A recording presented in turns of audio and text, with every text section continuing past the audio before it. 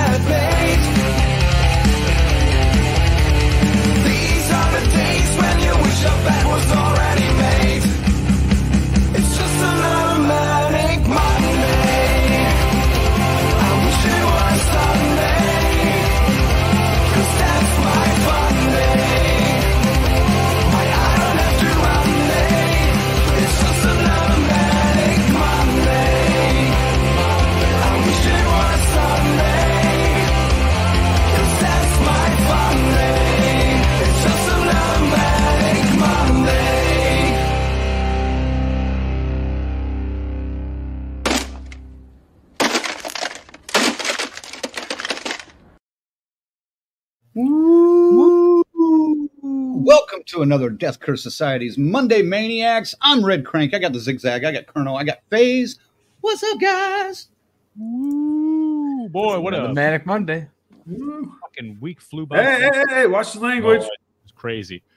Already. And it wasn't me. I know. Yeah. When you this going on? I'm astonished at how fast this whole time has been flying the last couple of weeks, man. It's crazy. I was going to say, you guys have been busy. Yeah. But it's cool, man. It was worth it. Not me. Not me. Look, he's all relaxed. Starting to colors coming back to his hair. His beard's coming in full now, not patchy. Look at him. What? I don't know. I'm looking like crap. Like, I'm not even going to share my picture of Reggie. I look like doo-doo. You look fine. I got you got Colonel smiling, actually, in a picture. I'll get it up here. We'll share it. A legit smile. Huh? How could you not smile in the presence of the great Reggie Bannister? You have to. You have to. True. We'll get into that. We will. We will. That's a small recap. Scarefest, Lexington, Kentucky this weekend. Me and Colonel invaded unannounced, kind of. So, yeah, these two got to go. FaZe and I stuck at home working on assignment. Saved money. Saving money. Yeah, that is an understatement because, yeah. You guys, that's the only one you got? Yeah. You only got one? Yeah. Oh, wow. Well, no, I paid for parking. That was $27. That was almost $30. So that's true. We can get to it, but mine, we'll get to it later. We'll get into it. We got a lot to talk about tonight. So indeed, we will be talking about Scarefest in Lexington, Kentucky, that just happened over the weekend. But we're also going to cover our review again for the second week in a row. The number one movie in the country, Smile 2. Not that Smile 2 is the number one movie in the country, but the second week in a row. But we're reviewing the number one movie for the second week in a row. So good time for horror. It is. And one of you said something last week about, I don't know if this year has been great for horror. I think this has been a pretty good year for horror, honestly. Well, I'll still it's getting better. I'm pretty sure that was me. I still say this year was quantity over quality. There was a bunch, but I think there was still some good. But you missed out on a couple that you need to catch up on. I'm catching up on a few. Everything is reserved for me until I see Strange Darling. Okay, that's mandatory. And now that it's rentable, I will do so. Yes, you have to see that. Okay. Yes, right. So I've got a feeling that's probably going to crack the list at some position. I'm not sure where. Right. All right. Let's see who we got in the house tonight. We got Gina We got Tarek. We got Patricia. Lorena. Bill's here. Grizzly. Dope. BK's in the house. Luke's here. Happy Monday to you, Luke. Sorry about your Vikings, buddy. Joshua's here. Hush. No, we're Leave not. him alone. Leave him alone. He knows. We discussed. We had a little to talk last week after the Cowboys game. Leave him alone. Joshua's anymore. Joshua's here. Let's see. That may be about it. Well, welcome. If you are tuning, welcome. If you are tuning in and you're new, make sure to hit the subscribe button, the like button, all that stuff. I never say that, but we need to. So, Rick's here. There's Rick. Right. If you don't, we're gonna send Bill in his favorite outfit, and you'll get one of these at your front door.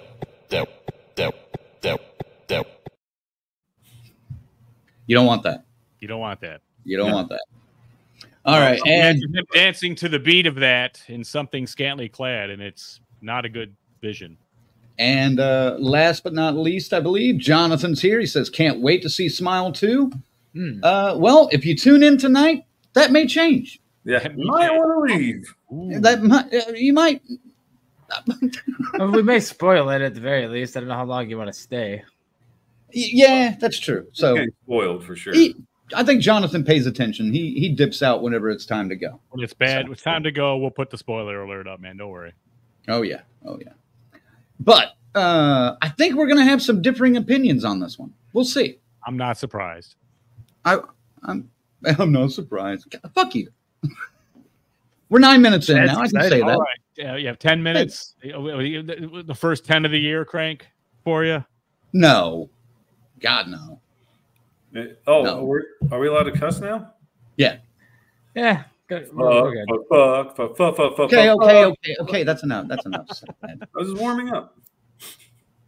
No, the only 10 that I've got so far this year, I think it's not. I don't even think we're going to count it as a horror movie, but is Civil War, which is very divisive on the movie watching front anyway. So Started watching it. I fell asleep during the credits, so I was tired. It was a tired night, so I'll try again. Yeah. Well, that says a lot. I mean the credits. Dude. I mean, you know what I mean. I couldn't get past the Max logo, you know. And then there's like I'm cheap, so I bought the commercial version. I got 2 commercials. Done. I heard the music. That was it. Yeah. Let me know what you think of it when you get through it. You're not the first one that said that's good. All right. Before we get to our review, first we got to thank some very special people in our lives. Of course, our members. Thanks to our final girls and guys, Christy, C-Phase, Lorena, BD, Alex, and Robert. Our Crazy Ralphs, Bell's Fancy Creations, Dr. Smiley, Raymond, and the whole damn enchilada pod. And, of course, our camp counselors, Adam, Corey, Christy, Luke, Jimmy and Rachel, Stacy Lynn, Orlando, Chuck Schick, Dave, Patricia, Kristen, and JJ.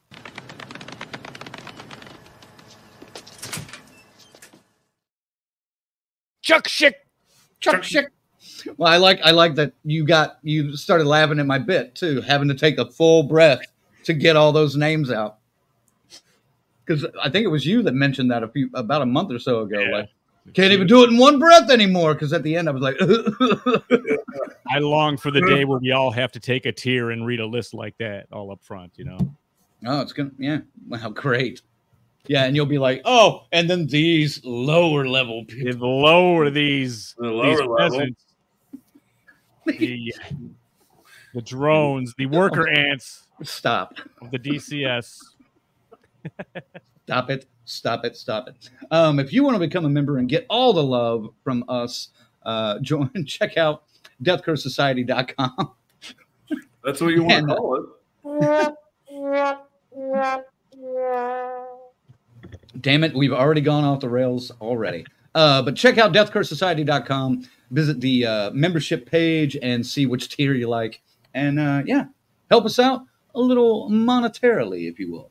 And, of course, thanks to the guy that just gets covered up for 5 minutes every week by different graphics, our associate producer, FaZe. What's going on, man? It's going. Just got back from the theater like 30 minutes ago. I'm more like 45 now, and I'm ready to talk Smile. So you're fresh. I'm fresh. All right. I got a question for all of you guys to start off this. Did you watch the first one before going to the second? Colonel? No. Ziggy? I did, but I was working on something at the same time. So I was in and out, 50-50 watching? FaZe? I watched it last night while drunk. So, I mean, I got it, though. All right. Okay. Well, I wanted to ask that because I wanted to bring up a couple of things about the first one before we jump into the second one. And not necessarily about the story of the first one. One of the things that made Smile 1 jump out in 2022, I think it was still one of the better movies of that year. I think it was, if not on all of our list, it was close. But the marketing campaign was fucking brilliant. Yes. I mean, not only did they have like one of the better scares in the movie or effects in the movie in the trailer with that girl walking up to the car and then her head coming upside down into the window. That bit in the trailer alone made everyone want to go see that. Secondly, the viral stuff they were doing on the side, the little gorilla shit, having the smiling girl behind home plate at baseball games and everything. Division series and shit. It's like, Woo! Fucking genius. Now, what stood out to you about the marketing of this movie, Smile 2? Ziggy. I took note that we are with a Lady Gaga type artist. That's a big giant artist, and that's, to me, that was interesting. So I went, okay, but there's nothing that made you go like, oh yeah, can't wait for this. Right. How about you, Colonel? Marketing? Dude, marketing is such a letdown compared to the first one. I mean, I really just remember seeing trailers. That's it. Yeah. A lot of the same trailer. Yeah. And that was, and FaZe, same? Pretty much, yeah. I mean, right. That was my point. Where was the clever? Now, maybe you couldn't get away with having the same, the smiling people in the crowd at a sporting event. Maybe you couldn't get away with that. I disagree with this. What this is, that's absolutely appropriate. Here we go again. I think you could have arranged with some concerts and done it at concerts. Dude, you know what would have been awesome if they had the smiling people standing there in the crowd at fucking Good Morning America, just like. They did, didn't they? Last year? I think at one point they did last year. Yeah, I think they did last year. Oh, did they? Like the one that has the windows behind them. Yeah. With all the people, holding up the signs. Atlanta loves you. That shit. You got to remember, man, I've been at work for 3 hours by the time that shit hits the air. I don't know. Well, I don't watch it, but I remember seeing some pictures or video from that a couple years ago. So I think they did that. Okay. But no, since this was a musical bent angle to this story, I thought it would have been cool if they would have had them showing up at concerts and you would have gotten viral clips at I'm just throwing this out there because it's the person that came into my head, but at a Taylor Swift show, her looking at the crowd and going, "Are you okay?" And then the camera throwing it up on the big screen behind her and it's just a smiling girl or whatever. I think that was the way they needed to go. And they could have made it happen. But they didn't do it. And you would have seen those clips all over TikTok and Instagram and blah, blah, blah, blah, blah, whatever. All the other social media that we don't know how to use. It's true. It's true. We barely know how to use the social media we're on. That's true.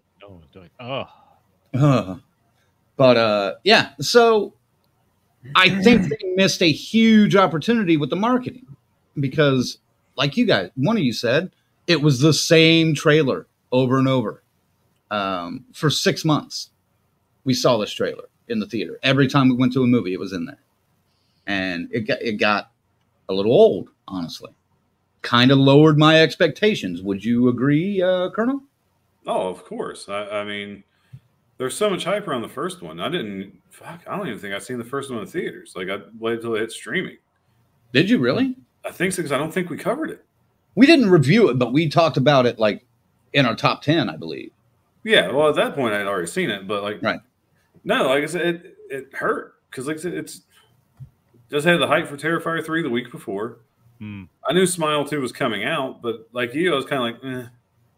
I mean, you guys seen it? I posted. I was like, this better be good. I'm missing the fucking Bengals game. I only missed the first half, but right. You guys are going nuts in the comments, and I'm not even sure I can keep up because a lot of it is just Yeah, they're screaming about something, and I wish I knew what. I'm not sure what. But Tarek mentions, there wasn't much marketing for Smile 2. And I think that's going to overall hurt this film a little bit. Not sure. Yeah, I can't even. I can't. Yep. All right. I'm good with that. And that's something else really annoyed me about this, too. The first time that trailer dropped, I watched it online. And I was reading some comments about it where people were thinking, and somebody said $1 million and then stated what they thought would be the ending. Motherfucker, man. Nailed it, man. That's why you don't read the comments. Well, I mean, I'm not mad that was a spoiler or anything, but it was just like, but I thought like, oh yeah, that would be heavy if they did that. But that's kind of what, I mean, a sequel is always supposed to raise the stakes, correct? We shouldn't. Wait a minute. Time out. We shouldn't even be talking about this. This is the fucking ending. I'm just we don't know what it is yet, but I mean, if you haven't seen it, we're not saying that, but I'm just saying, I was just like, what the fuck when it happened, you know? Yeah, but we can't talk about that yet. Not yet. No. We'll get there. We'll get into it. All right. Synopsis is about to embark on a world tour. Global pop sensation Skye Riley begins experiencing increasingly terrifying and inexplicable events. Overwhelmed by the escalating horrors and the pleasures of fame, Skye is forced to face her past. Man, they put in a bunch of like 50-cent words into that synopsis, which are kind of hard, kind of easy to trip over. So, Ziggy, first impressions leaving the theater. Again, I was just going like, that motherfucker, man. Called it, you know, that's the first thing I thought, you know, but I wasn't overly impressed with this movie, like coming out of it. I was kind of just you know, meh, give it a meh, and then it's thought, but the future for the franchise could very well be bright if this matters, this ending. So, which we'll get to again. But again, there's hope for it. But this time around, I don't think I was as impressed as I was with the first one. What impressed you so much with the first one? Do you remember? The originality of it. It was just very original, a neat concept that, honestly, I don't think it is anymore after watching this movie. But I mean, at the time, it was original. It was something new, something original, and I was digging it.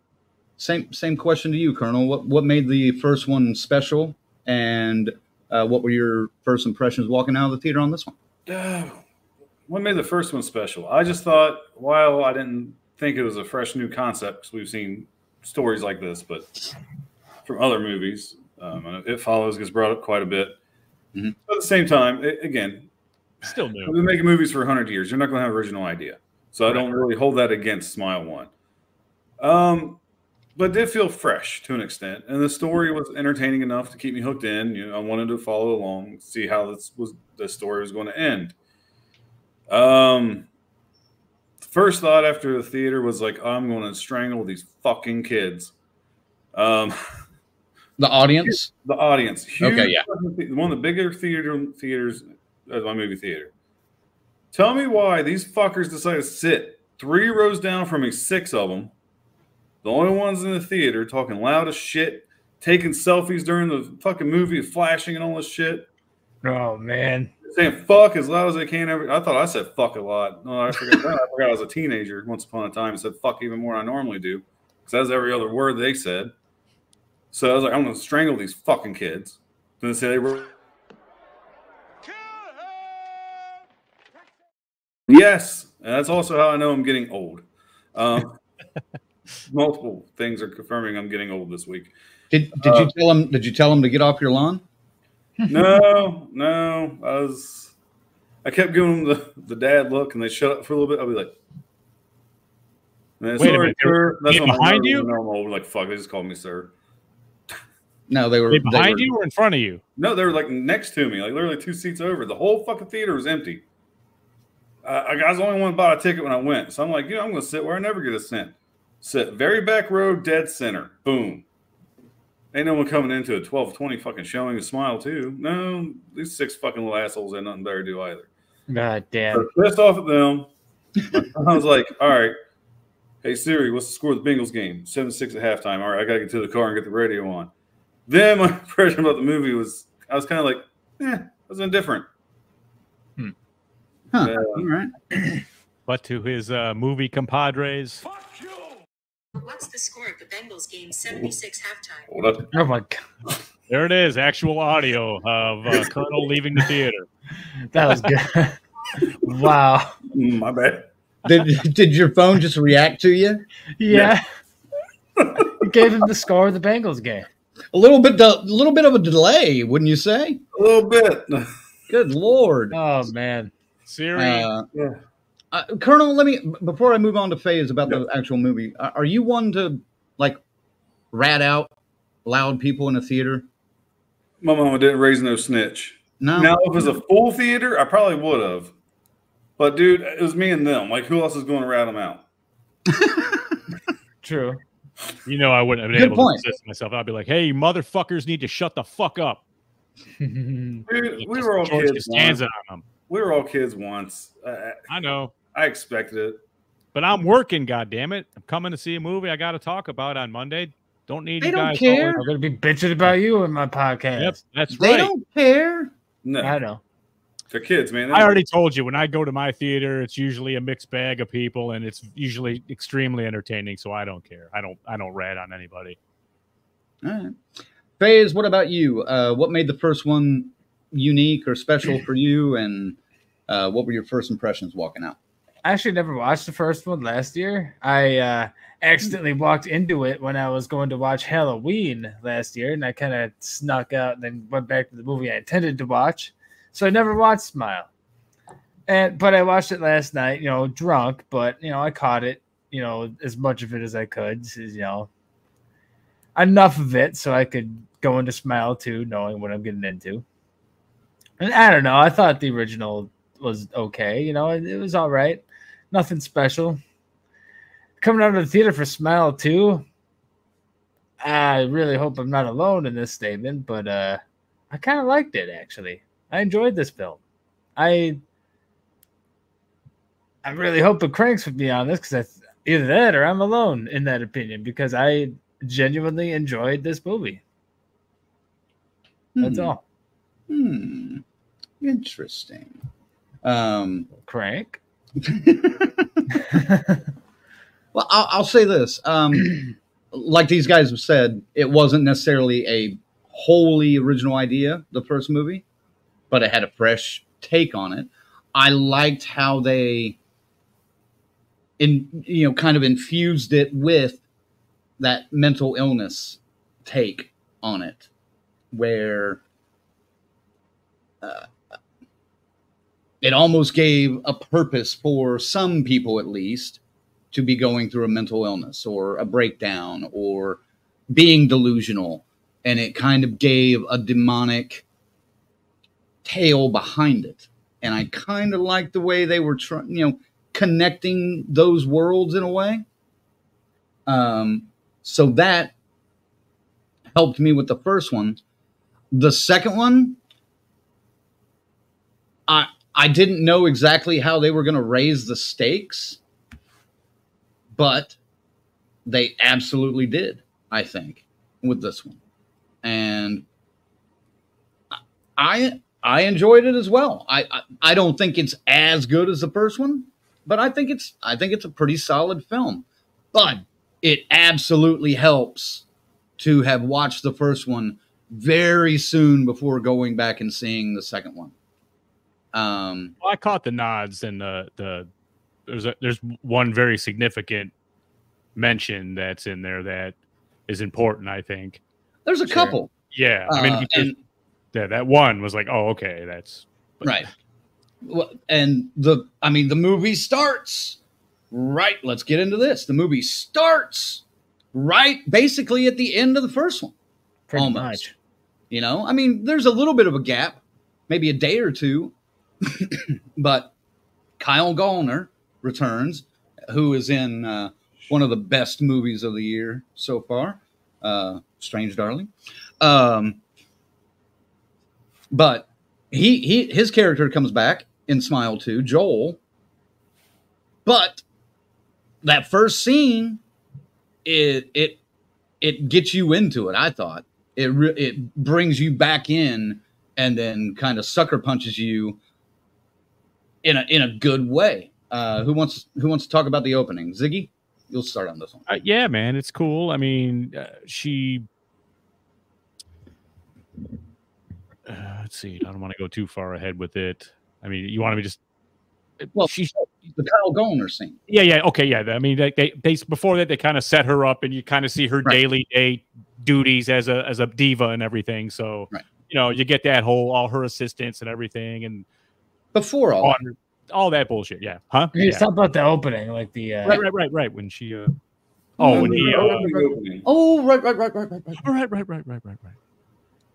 Like before that, well, the scene where he's trying to pass off the curse. Oh God, yes. Because well, if you haven't seen the first one, folks, spoiler alert. Yeah, right away. If you haven't seen the first one, at least, the ending is not a very happy ending. No, it's a pretty dark ending, and Kyle Gallner is now, we assume, stuck with the curse. Joel. So it starts with him trying to get rid of it. And he has a theory because the character in the first one, Rose, I think, something like that. Yeah. She kind of figured out a way to get out of it and told him. So he's trying to get rid of it. Go ahead, Ziggy. Fine. Right. So he figures out, he gets a couple of bad people and he's going to pass it off on them. But he fucks it up. And you know he's got to kill. Someone's got to watch somebody die to get the curse onto them, and it's like two brothers, right? So he shoots the one who incapacitated him, but he fucking kills him, right? Too, and so now he's stuck with it, and he apologizes to. Oh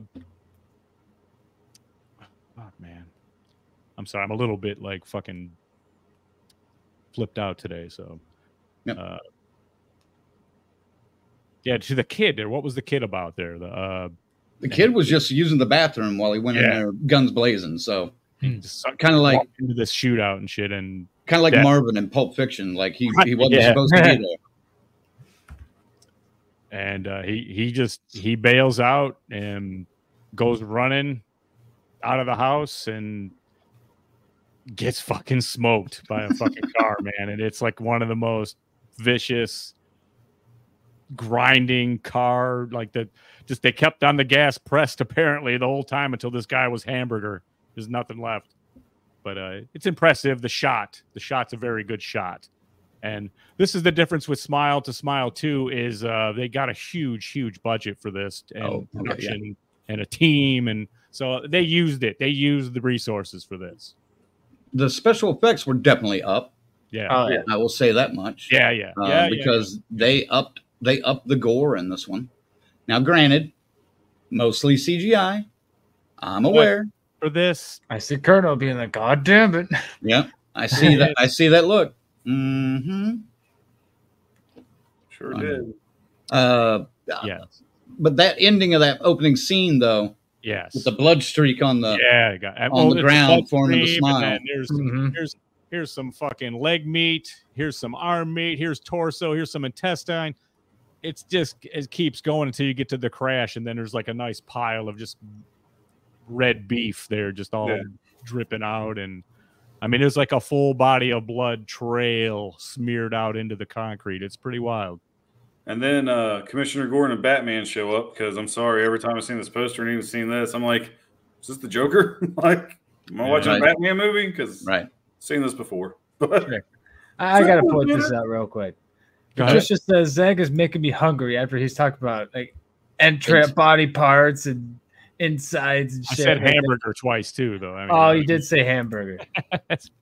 Go get a burger, Patricia. You'll be fine. Yes.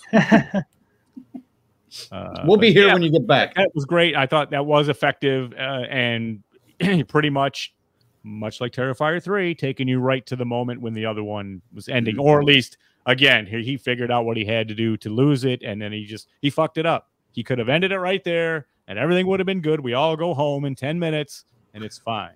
But no, he fucked it up and got himself hamburgered and turned into a fucking casserole. So, I mean, that's how that is, and it goes to the credits, and then we kind of jump to our diva, her story. Colonel, that opening scene, was that effective for you? Oh, of course. I mean, it definitely pulled you in. Like Zach kind of chewed on that. There's not much else to say. Fair enough. I will add, and you kind of alluded to it, and it's throughout the whole movie, but I do like the way Parker Finn directs a movie. Or maybe it's the cinematographer. One of the two.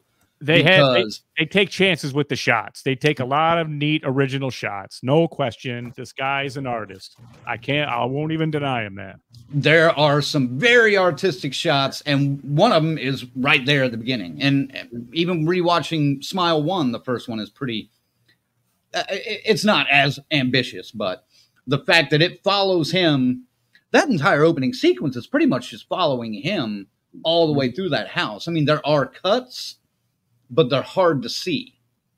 And it's a lot of, turning the camera from one side of the room to the other and following like people's points of view. There's a lot of that in this. And a lot of filmmakers fuck that up quickly and badly. But I like the way this guy films that, because after it follows Joel out the door and he gets smoked. I ate some more Skyline today, so I'm a little bit gassy up here. Sorry. I'm a little bit klimped. I had for dinner too. Nice. But as it follows him out the door and across the road and he gets smoked, and then it kind of follows up and over. It does that overhead shot and then does that tall overhead shot. And it's beautifully done, man. I mean, if that was an actual crane shot, which I don't know, I would assume a lot of it is now done with drones and such. Especially, I think because he jumped out a window. So, and it followed him through the window. So it probably was just a drone. Mm-hmm. But holy shit. If you can fly a drone like that, you got a job for the next several years in filmmaking, my friend, because that was an impressive shot. And go ahead. Yeah, I was saying, it definitely rivals the drone shot in the resort. That was a beautiful drone shot. Okay, I thought you were going to be serious for a minute, Dick. No. It was a beautiful shot, though. Nah. I just want to see your face every time I say the resort. Oh, God. Smell my ass. It looks like somebody talked or answered your question, Amber. Thanks for tuning in. Have we talked about the ending yet? Don't want to spoil anything. Just got here. Nope. No ending yet. We're still in the opening shot or opening scene, basically. Pretty much. We drag these out, so go get a burger and come back. Come back in an hour. We might be talking about the ending. Well, actually, stay for the hour, and you can join us in the conversation when we speak about the ending. Exactly. The burger thing was a joke from earlier. Sorry. Anyway, how about Naomi Scott as Skye Riley? I'm going to start with FaZe on this, since he kind of liked this film. Sounds like maybe more than you two. I don't know yet. What'd you think of her character? FaZe. I would say so. Just real quick about the previous scene. I really like the whole snowy, like aspect. Yeah. It just that was very homey for me. And anytime there's snow in a film, but anyway, yeah, Naomi was really good. The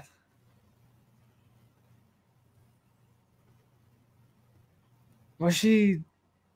Yeah, don't start with me with this one. Okay. I have no idea where this movie started with Naomi, to be honest, because I think Ziggy just said it just kind of goes to her day-to-day diva life. It doesn't really go anywhere for a little bit. And I can't remember exactly when it starts. Okay. Well, we learn that she's got a bit of addiction. She's recovering. Right. That's true. Yeah, it starts with an interview. A car accident. Well, we hear about a car accident. Right. On the Drew Barrymore show. Yes. Which is don't know. A neat cameo. Yeah, yes. I don't know. I'll be honest. I'm not a huge fan of Drew's talk show. That was weird. Yeah. The bits that I've seen. I've never watched an entire episode or anything, but the actual show that they. Yeah, it's an actual. Okay, I thought it was made up. I don't watch those fucking things, man. Yeah. All right, so Ziggy, talk about Naomi and her character, Skye, and the acting and all that stuff. Right. I mean, they kind of, on the Drew Barrymore show, they allude to the fact that she survived this horrible accident and broke her leg, and she's coming back, and she's changed her hairstyle, and this is the tour. She's the comeback tour, So, but she's, you start to get a hint that she's got some issues, And right away, I mean, her mom's there as one of her assistants, and she has a couple of other assistants running around. But I mean, they don't really trust her yet, I guess, But and it seems like they're pushing her along before she's ready to go. She probably could use another 6 months of rest before getting to this fucking tour. But oh no, there's money to be made. So you made the comparison that this was a Lady Gaga-esque pop star, so maybe not Lady Gaga, but more Britney Spears. Maybe not as Britney Spears or what's the other one? The Rehab one. You gotta be a little more specific, man. Yeah, like all of them. What's her song? Rehab. Her song was Rehab. Oh, shit. Amy Winehouse. Amy Winehouse, exactly. Okay, that almost fits a little bit better, I think, but not to the degree of death. You know what I mean? Where she's going to just keep partying or Janis Joplin herself and stuff. It's not like that. And Britney Spears, she's not, I think she's a little more together than Britney Spears. She just is dealing with a fucking thing now. And she's good. I think she's really good. She's one of the bright spots for me for this movie. She is actually good enough to carry this thing. And I was with her on the journey, man, and that's cool when they can do that for you. All right. Tarek says, I heard Naomi Scott absolutely nails it. What did I just... Amber says, I like Skye a lot. The acting was great. Naomi did great. Colonel, what about you? Are you done yelling at your kid? No, because I'm being nice. Come on here. Uh-oh. Oh, do we have an appearance? We do. The Sarge is here. Hi. Hi, Sarge. Hello. Hi. What's going on? Are you supposed to be in bed? One of you says yes. Nod. What's that, Zoe? No. Well, say hi to everybody. That's what you wanted. Hi. And say hi to everybody out there in TV land. What do you have in your hands? I see you holding something. Crinkles and it's in your hand. Well, put it in the camera. Eyeball. Oh, there it's we a doll. It's Buttercup. Powerpuff Girls. Nice. There we go. Go upstairs. All right. Back to bed with you. Good night, Sarge. Good night. There we go. Tarek says, what a smile. Smile 3. All right. So anyway. Colonel, tell us about Naomi. What'd you think of her? Naomi absolutely fucking nailed it, dude. God, anything, she just sucked me in to the story, the scene. fuck, dude. Like I said, I'll go more in depth at the very, very end. But I'll be honest. I don't think if she wasn't the star of this movie, I don't know how much I would have actually liked this movie. I'll just say that. She was fucking phenomenal, dude. Yeah. Phenomenal. And that had to be such a fun role to play. Like, I know she probably had a blast playing that fucking character. I would imagine it's a fun role, but also she's in damn near every frame of the fucking movie. And it's a 2 hour and 7 minute movie. So that's a good point. That's a lot of frames. Minus that opening scene of 5 minutes or whatever. The rest of it. So from then and her day off. Killed it. And she nails it. Yeah, I agree. But man, that's got to be a burden. You know, it's maybe not while you're filming it, but after you're done filming and then being like, oh shit, I physically have to carry this movie. And I think she did. I think she handled it very well. So we've all said it before. There's some roles that are just too much. They're just too heavy for some characters. They can't carry it. That wasn't the case here. Yeah. Faze, did you get through the haze and gather your thoughts? I mean, I don't know. No. She did fine. Yeah, are we just talking about Naomi right now? Are we getting into the act? We're not talking about the movie, just Naomi and her acting performance. Yeah, she was great. We may not go act by act like we have before because we're already 44 minutes in, and that could be a while. So talk about the opening and Naomi. So let's get rolling. Yeah. What about the supporting cast in this? The mom, the assistant. I thought those two stood out, but they were good. I thought I maybe they didn't stand out, but they were perfect stereotypes of those roles, especially the mom. Yes, and I thought they handled it very, very well. So I was going to say the exact same thing. Oh, well, there you go. Well, Ziggy, what do you got to say? I think they were stereotypes of exactly what yeah, exactly. I mean, it's true though. I mean, what he said is you would picture that the overbearing mom, even though daughter is, well into her 20s and handling things. Not well. She was doing better before the accident, and then, knowing what we know about the curse of the smile and everything. So that's, you have to see somebody die to be cursed. So, but you normally have to see somebody commit suicide to get cursed.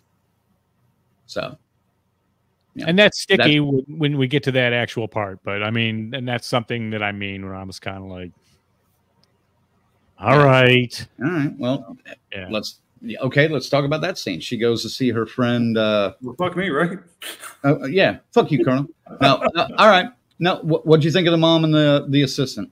No, I agree with you guys. They did just fine. I'm going to throw another character in there. Her friend Gemma. Okay. Fucking horrendous. Wait, horrendous? Her acting was fucking pitiful. It was too nonchalant, if that makes sense. Like, to me, it was almost pretentious. It was so nonchalant. But I remember, man, that's kind of what I liked about it, because keep in mind how she got dragged back in too. Well, that makes a little more sense once that's revealed. And also keep in mind what that is. So. No, but still at the same time, man. Like it's you got these great characters playing these roles perfectly, and then it's just like it just felt phoned the fuck in. But I'm sure it was done on purpose, but that did kind of take me out of the movie a little bit. I absolutely think it was done on purpose, because I mean that dude. Keep in mind, Gemma, in the story at least, was shunned, was basically told to go fuck herself. Yep. And then she starts getting the phone call, a year later, and oh hey, like acting like, oh, not much has happened over the last year. I just wanted to talk to you, blah blah blah. Yeah, bullshit. What do you know?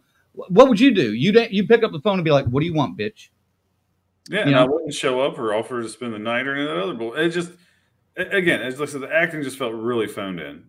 Sure, it was on purpose. It just, come on, man. I've seen better acting in fan films, especially with New Billy Chapter 2. Mm-hmm. So when it comes to that character, that I'll agree with. But I think a lot of that was kind of intentional. So I like the nonchalantness of it. I mean, because it was that kind of character that was just like, look, I'm going to go along with you, but I'm kind of keeping you at arm's length. And it paid off later. So. I guess. I mean, if I was pissed off at somebody and wanted to keep them at arm's length, I wouldn't suggest I'll sleep over to make it feel better. Again, more is revealed later in the movie, which we shall not talk about right now. But which made it make a little bit more sense. It still was terrible acting. Sorry. All right, man. Just who agrees with Colonel and who disagrees? He's making me want to rewatch it. Okay. Like and see, you know, because I currently disagree. I'm more on your side, but it's I'm curious now. I want to look at that again. I don't necessarily agree with that.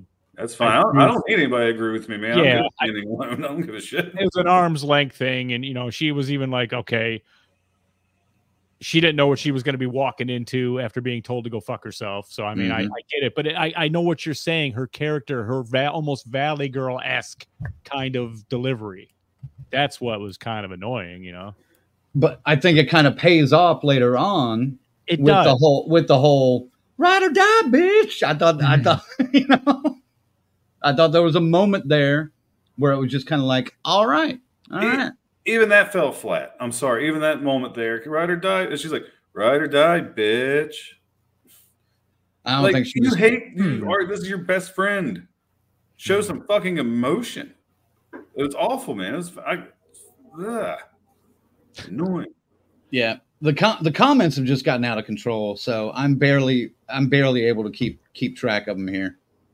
BK says nobody is listening to you guys. It's all about the hot tubs and the Spice Girls for some reason. I mean, I already know nobody watched this, so I mean, it's just kind of a whatever night. That's yeah. They're distracting themselves. Yeah. Did anybody in the comments besides Amber? I think was her name. Yeah, we got Amber on YouTube, and I think somebody else mentioned they want to watch it.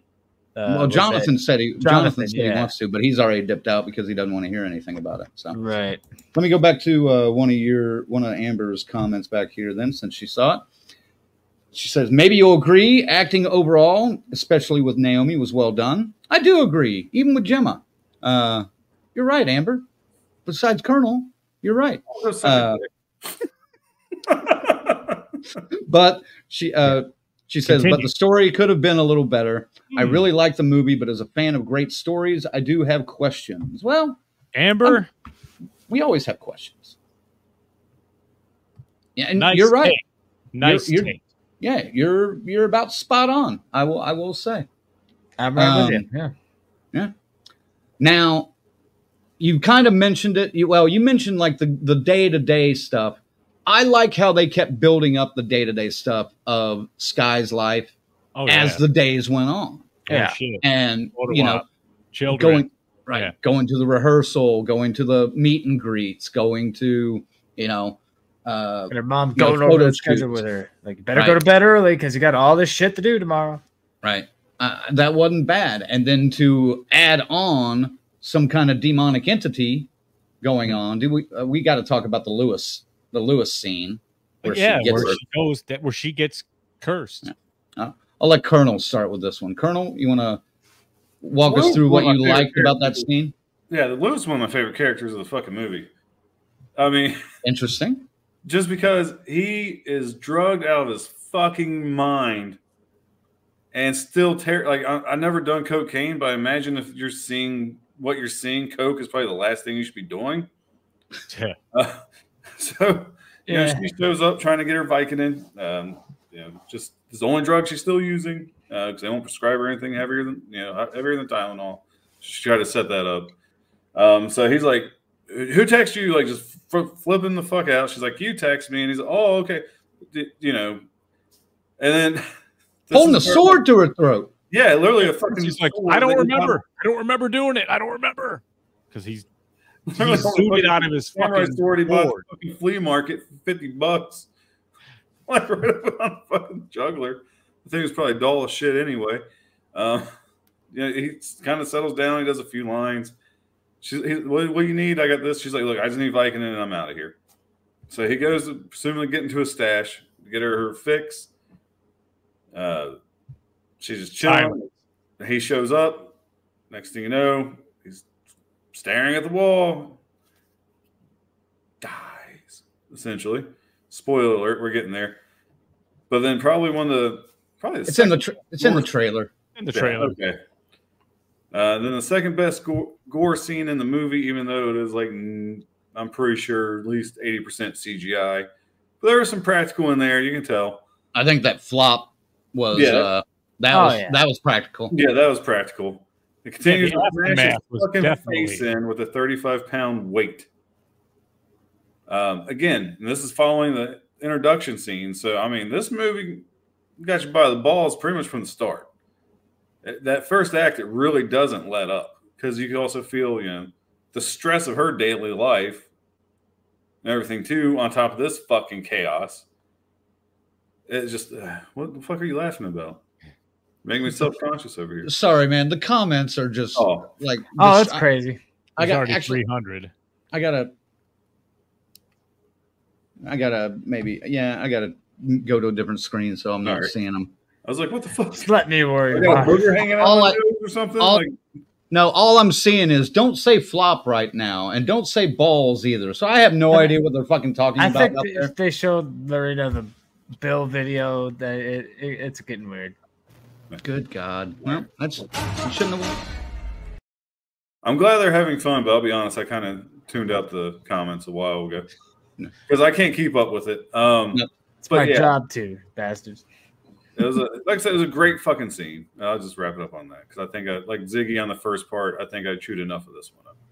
Well, then she she's about to grab the phone and call 911, but then there's a Scarface pile of cocaine on a fucking mirror, and she's just like shit, and she throws up at the crime scene.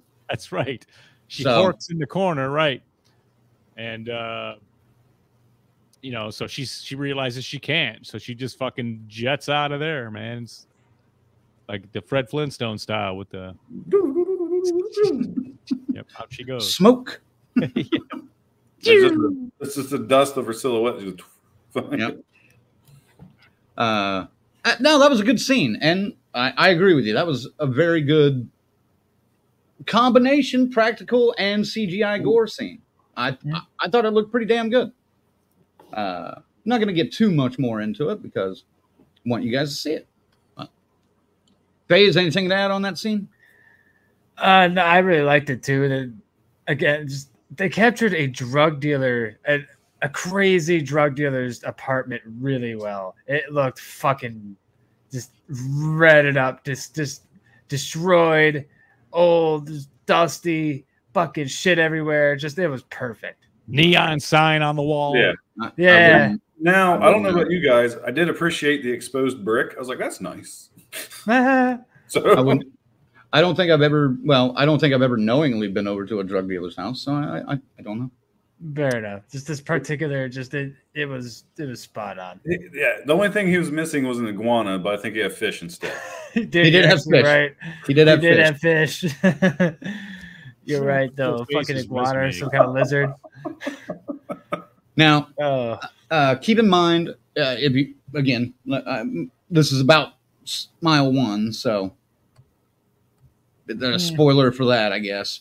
But keep in mind, the demon attaches to the person who witnesses the demon killing the other person. Now, you don't see the demon killing them. They just kill themselves. That's how the demon attaches to the next person. So, and it looks like Ziggy has an issue with that. That's what I'm saying. This is where I'm like going, okay, I understand that some movies are not for everybody. And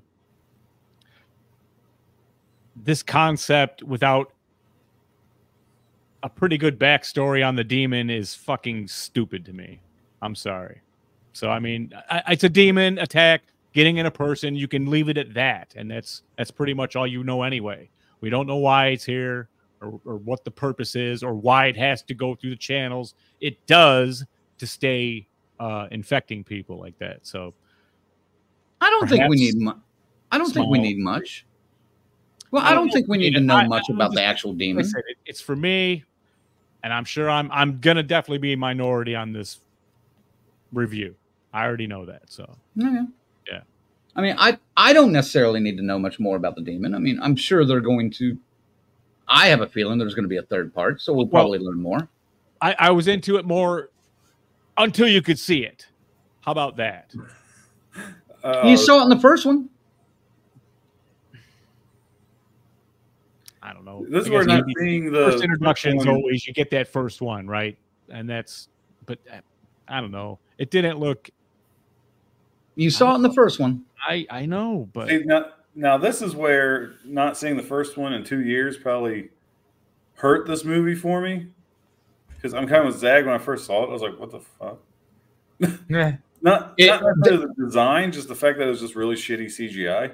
They spent more time on it this time around. Well, they had more money this time. Well, they had more money, but they spent more time on it this time around. And I think the original was a lot more practical.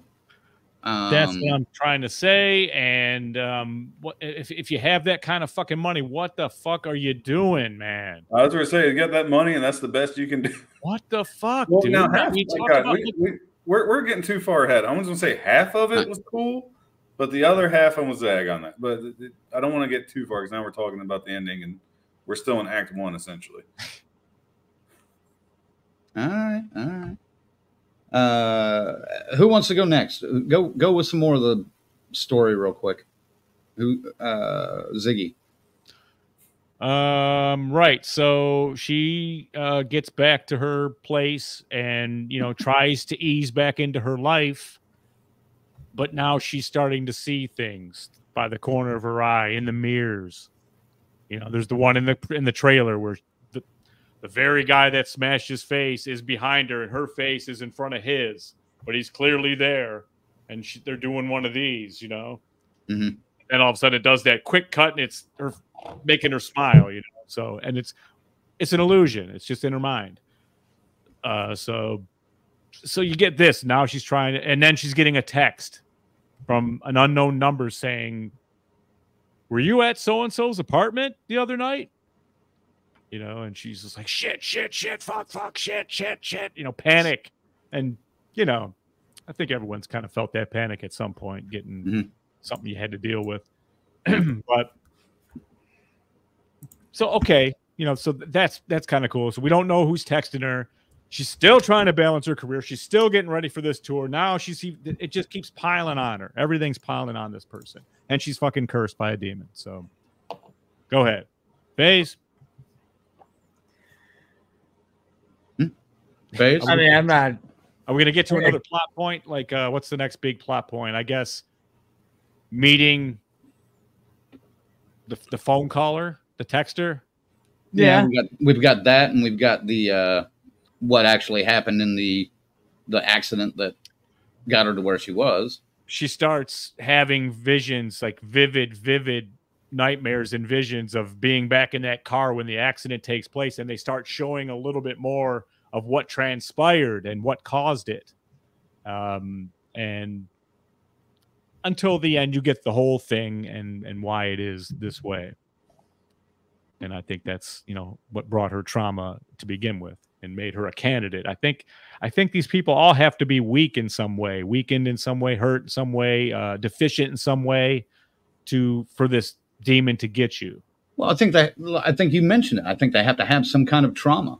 Mm-hmm. Yeah. I mean, she has the trauma of, the car accident and possibly ending her career, along with the drug. It's a horrible compound snap in her leg, The compounding drug habit that had been going as well. In the first one, the girl was raised basically by somebody with mental health issues, that was having a breakdown. Yeah. And was stuck alone basically in the house with her. See, that was fucking more fascinating than our scenario here in the second one. Because sorry, go ahead, Frank. Go ahead. I was just going to say, because it was wait to pile up on me over here. Because it was the fresh take on it. Now we're getting like the second part of that fresh take, and it's not going to be as fresh. But go ahead, Colonel. No, I'm not piling up on anybody here, Zach. I will. I know you will. You're dirty motherfucker like that. But no, I mean, this is Paranormal 101, man. I mean, it's just like watching a possession movie. The demons always connect to the weakest person in the house. He connects to the weakest people. Yeah.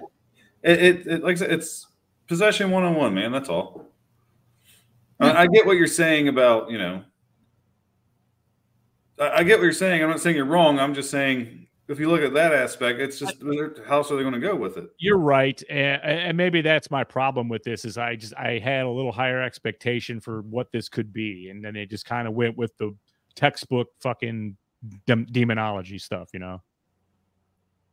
So I mean, maybe that's it. I don't know. All right. Well, and like you said, we get to the scene with. There's a point in the movie where Skye keeps getting text messages about, "Hey, were you at Lewis's house the night he died?" and blah blah blah, and they keep coming over the course of a day or whatever. Finally, she responds. She meets up with this guy, and it happens to be the guy named Morris, played by the great Peter Jacobson. Now, not an actor whose name you're instantly going to recognize, but if you saw this guy, you've seen him in 100 fucking things, and he's always solid. I always enjoy this guy. Colonel, let us know about that scene. Because Skye has to get in, incognito under this big, huge jacket. And her ball cap. And, because if I don't want anybody to pay attention to me, I'm going to enter a place like this, and when someone looks on, be like, this isn't going to bring attention to myself. Right. Yeah, of course. No, it's like, who the fuck is this? What are they trying to hide?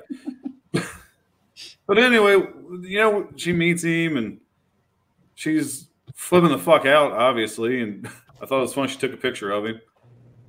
Play it safe. You don't know the guy. In case you're a creep, I'm sending it to my friend. In case you're a creep. I just watched my drug dealer murder himself, but you might be a creep. Yeah, right. But no, it's a good scene, even though it's just, it's something we've seen in a million other movies. I mean, not even just horror, just film in general. Hey, I'm this guy that somehow becomes an expert because this thing killed my brother. So now I have an idea how I think we can stop it, and this is how we stop it. It's a trope. Very much so. It's definitely a trope. I wouldn't say it was like one of the scenes of the movie where I'm like, oh, this is riveting. Like, oh, this is... It served its purpose to drive the story forward. Because even prior to this scene, like, we're talking like...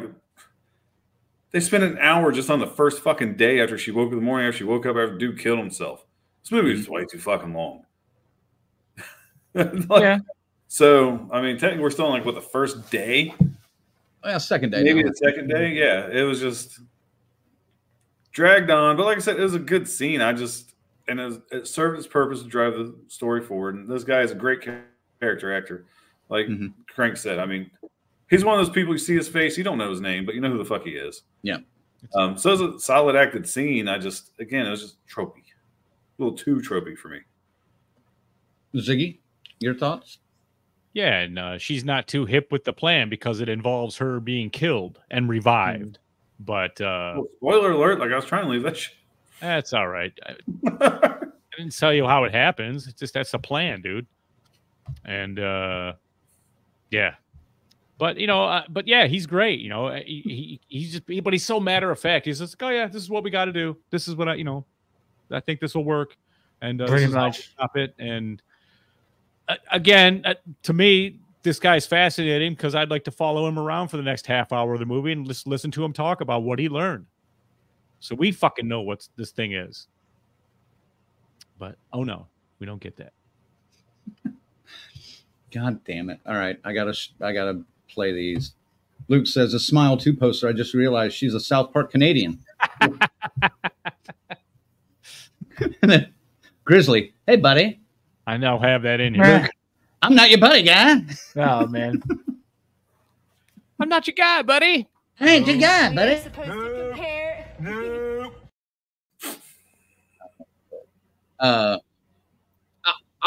I will say this: when it comes to the writing, I think this is probably one of the weaker scenes. Because like you guys both, like you mentioned, it is kind of that common trope. Like, here comes a stranger that knows everything about this demon that I have no idea about. And then, I'll be honest, one of the things that irritated me was the whole, like you mentioned, the whole Flatliners kind of tie back to it. Because he's Clayton Duke. He's you can name a dozen of these characters that show up. They know everything. Creighton Duke. Creighton Duke. Peter Vincent. Clayton Duke is the one you get from like Temu or Wish or something. oh my god, Right. Yeah. But yeah, that I will say this was like the weakest writing area, but I have a feeling it had to be.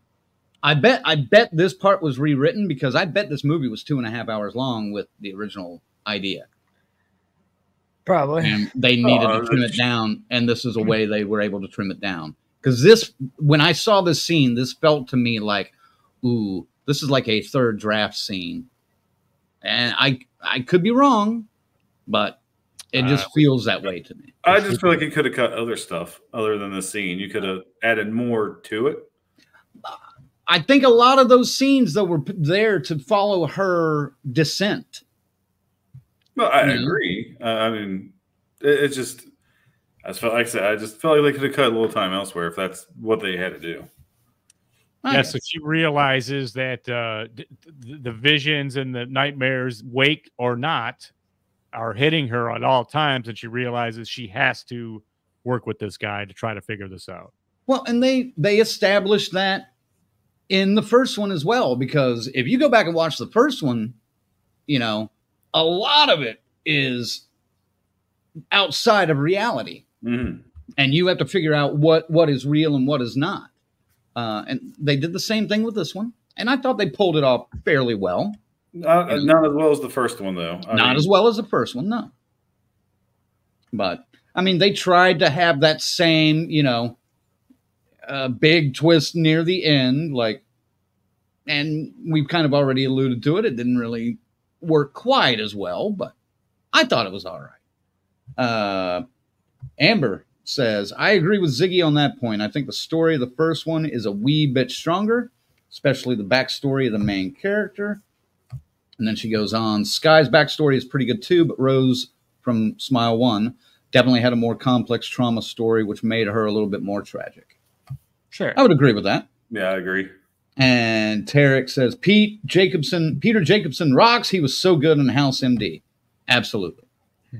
I just wanted to throw that up because I like House MD. Of course I would. Because it's a well-written show. Of course I would. You're right. It's been years, man, but I can't remember if I ever finished it, but it is really good. I've seen a couple episodes. That's about as far as I'll go. I mean, I've seen it's not something I've watched, though. That final season does get a little Is it wild. Mm-hmm. Yeah, it goes a little off the rails, but it's worth seeing. But, all right. All right. We're there, I think. Let's get into it. Spoiler alert, by the way. Oh, yeah. Really? All right. Well, officially in advance. Officially in advance this time. How about that? We should have 2 spoiler alerts. One that's like, oh, sorry. Oh, sorry. We missed it. Yeah. I know we're Canadian. Sorry. Oh, sorry. I'm sticking with the poster, buddy. Not your buddy, guy. Not your buddy, guy. Anyway, the big twist, I think, near the end of this is that Gemma did not call her back, did not show up. And as was established in the first one, the demon can take the form, at least in the mind of the person there, can take the form of someone she knows and do things with them, talk with them. Gemma spends the night, makes tea, all this shit. Catching up.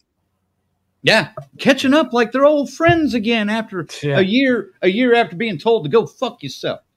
Go eat shit, you cunt. I think that's the exact word. That was one of them. Say, real quick, that I really like that part where they showed her phone when she way back when she first texted her, and it showed those old texts of her like fuck you, you cunt, blah blah blah, just showing the history. Right. Of like, oh yeah, they left off on a really bad note. Yeah, but they don't explain it, which is fine. Yeah, and I like that. They show it. I'm pretty sure it was her because of her addictions. I mean, yeah, you're right. They don't tell you, but I mean, it lets you, figure it out. All right. Anyway, Colonel, would you like about that twist or not like about that twist? It sounds like you didn't like it. I wouldn't say I hated it. I mean, like you said, it made sense as to why her acting was so fucking shitty, but it doesn't make up for the excuse that her acting was shitty. I just thought she could have done better. Damn it. But you're right. That's like the one we said, like the first one hides reality from crazy quite a bit. This is one where they pulled it off. I thought this is like easy to tell. Here's what's real. Here's what's fucking fake. I kind of got a feeling once she was randomly there with the coffee. Oh, the truck's right over there. After we've seen probably the best kill in the movie, the best gore, even though it looked like they were putting blood on her blouse with Microsoft Paint. But that's a bitch for another time. So this turn, like I said, I kind of had a feeling, and they just kind of confirmed it. So I wasn't necessarily shocked, but I'm like, it makes sense. Now it makes sense. Because like you said, the way they left off, I don't know about you guys, but say we had me and Zag had a falling out. He's like, oh, go eat shit, you cunt. He called me. The last thing I'm going to do is be like, you need me to spend the night? I would have been like, go fuck yourself. Don't talk to me. That's right. Fuck you. That's right. It's funny considering he just spent the night at your place. Yeah, I know. Yeah, sorry. I'm thinking about the fuck you and the Microsoft Paint comment. Sure. So, yeah. Again, kudos to them. They slightly tricked me. Okay. Ziggy, what about you? I also was kind of suspicious when she showed up right there and goes, hey, the car's right over here. And then, but it was very effective when you couldn't help but get a little bit of a hair raise when you see Gemma is on the phone. Gemma's sitting right next to her, and then she gets the smile from Gemma, and it's like, oh shit, and so yeah, definitely cool. It was a high moment of the movie. Kind of spoiling it a little bit. I want to jump back in here. My favorite part of the whole scene, because there's a few times this movie did make me outright laugh. This is a very small spoiler. So we find out, like I said, it's not really Gemma, it's the demon. Skye's driving herself. Next thing you know, she's in Staten Island driving all crazy. Someone goes, hey, learn how to fucking drive! Flipping her off the window. That was the third time I laughed. That was it. Hey, it's New York. No, that's what's funny, man. Forget about it. Hey. Yeah, I thought it was a good scene and played out pretty well. What about you, FaZe? I didn't think she was anywhere near as bad poorly acted as Colonel is letting on, but again, that's something I want to double check. But other than that, I enjoyed that. I enjoyed that little twist where she gets a text and then she looks over. That was fun. All right. Well, Amber, since she's one of the few people that watched it that are in the comments that are actually talking about the movie, I'm just messing with you guys. I don't care what you guys do on there. I was suspicious from the moment she woke up after the apartment scene. Why didn't the monster take her? That's not the way the monster works, is it? I mean, the monster just, I don't know. I don't think the monster would have taken her if she was there anyway. They wanted to spend more time with, How did it know Gemma though? I mean, that's what I'm saying. There's so much. Head, man. It's in your head. It's in her head. Yeah. Right. I mean, yeah. It's Skye. It's tapping into whatever you're thinking. Those are the Garzarian. Then we get to what I want to lovingly refer to as the old Pizza Hut scene. Yeah. That made me laugh. Really. Dude, I cracked up. Honestly, because Morris, the guy with all the answers, leases an abandoned Pizza Hut because it's the only thing on short notice that he could get that had a big enough freezer to be able to stop Skye's heart for long enough and hopefully be able to revive her. And his plan is to... Yeah, sure, jump in. Just real quick. No Pizza Hut has a freezer this fucking big. No. Ever. I've never even worked in a pizza joint. I know that's too big of a fucking freezer. Zach, did yours? I worked at a fucking motherfucking Pizza Hut. FaZe works at a motherfucking Pizza Hut. We had walk-ins, but nothing that fucking big. That is Not the quite biggest that big. walk-in on the planet, dude. Like that's like a fucking bank safe. That was a morgue. Like a morgue. Yeah, or like a morgue. Yeah, like what the hell? There's no walk-in is that huge. But anyway. Sorry. Nope. A bigger... No. Stop it. No. Fuck you. No. We are supposed to... I'm just going to start throwing other shit up there. You won't be able to do it. God damn it. You won't be able... No. Gotcha. Fuck you. You can't do it. Didn't expect that one. No. We are supposed...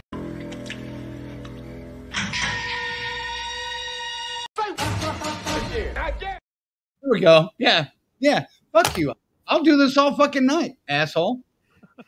It's just fighting with the drops. You guys, my hands are up. Yeah, I'm these just two. chilling. Anyway, it's a big fucking freezer, yes, but a big restaurant will have something like that. A Pizza Hut, no, not a Pizza Hut. A Pizza Hut will it won't. No. We are... Can we move on, please? Jesus. If he'll get his finger off that fucking button, yeah. Girls, you're both pretty. Let's go. Ooh, a classic. That is a good one. That's my fucking line, Dick. But yeah, well, fucking get it under control. All right. Anyway, dude, don't. From the morgue disguised as a Pizza Hut. I'll hover right back over it. All right. Yeah. Anyway, effective scene. Ziggy, I'll start with you. Regardless of the size of the fucking freezer. Right. I was already kind of like, again, we established that this is kind of pretty basic demonology shit here. So I was just like, all right, at this point, I'm like, let's just get this over with. So so I don't know, dude. I wasn't overly impressed with it. I didn't think it was, You just wanted to whip out a Bible and make it all Catholic and shit, didn't you?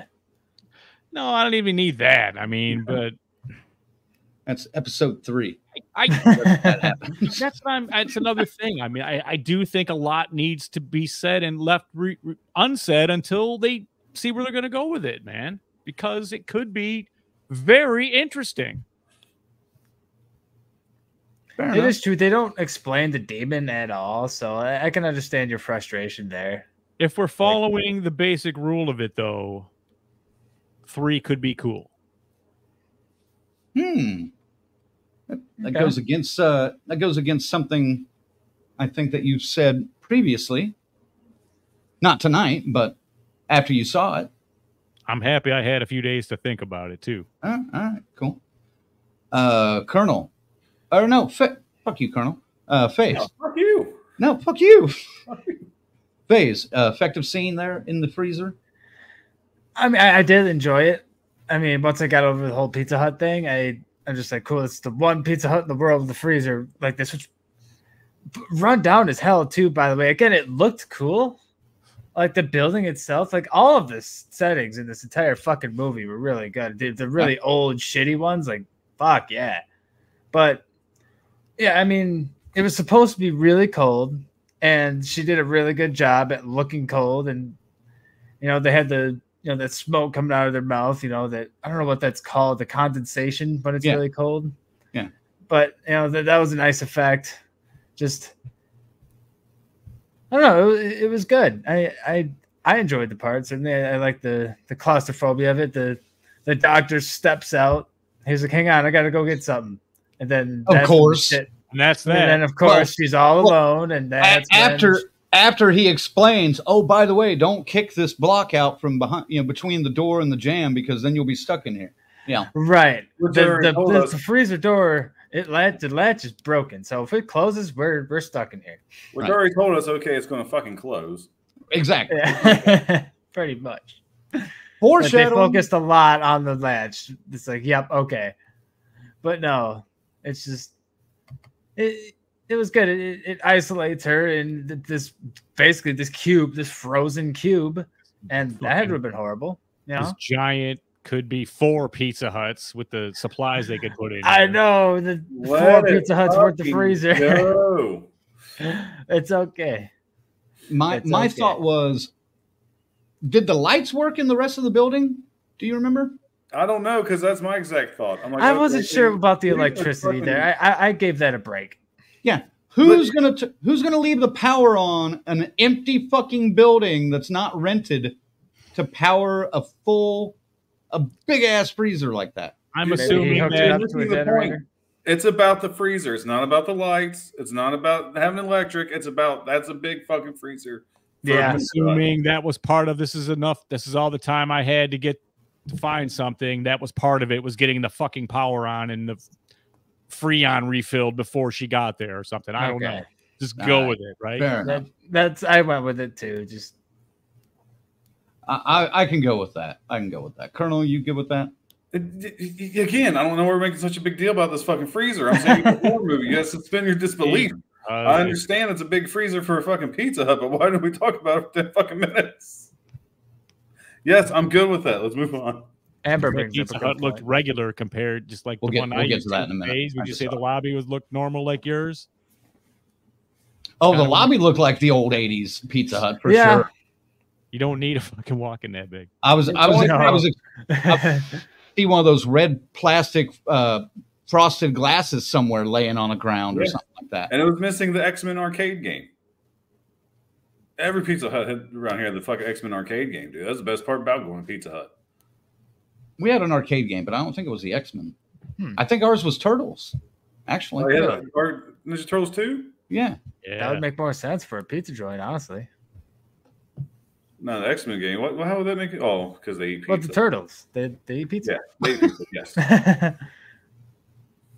That makes sense. Here, Chuck E. Cheese is the one that had fucking Ninja Turtles. That's the one I remember. Oh, okay. Well, Anyway, so since we're talking about Chuck E. Cheese had everything.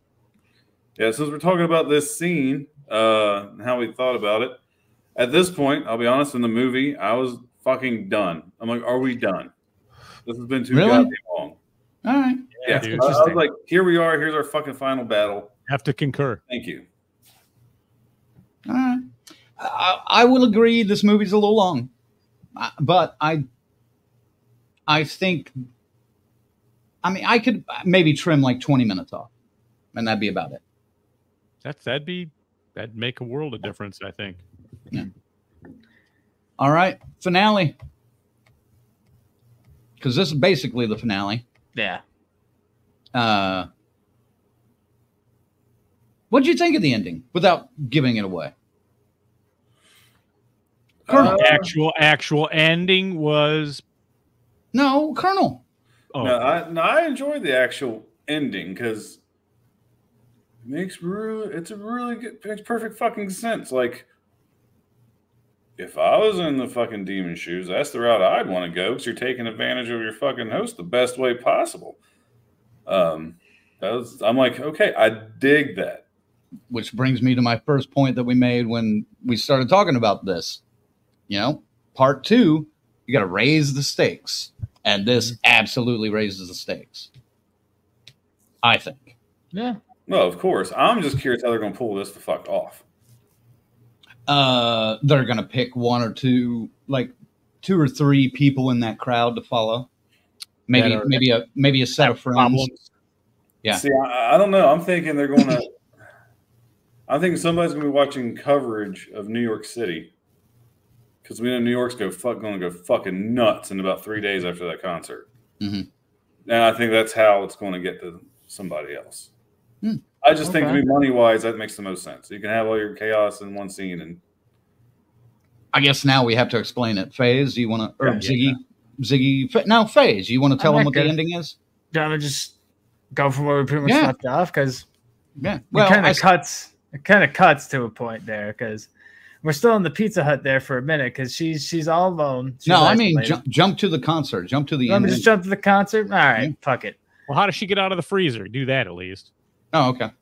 No, she doesn't really. I mean, she wakes up. The demon that kind of looks like her from a few years ago fucking faces her, and like they have a standoff, and can't remember if they fought much or not, but it basically ends with the demon telling her like none of this is real, and she kind of wakes up, and she's in a concert. And like she comes out of the shell that they were showing earlier, like they were previewing this, like the showy, this very Lady Gaga-ish all the thing that she pops out of, all the smoke pops out, and all of a sudden she's in front of a crowd, got to start singing, but shit's not quite right.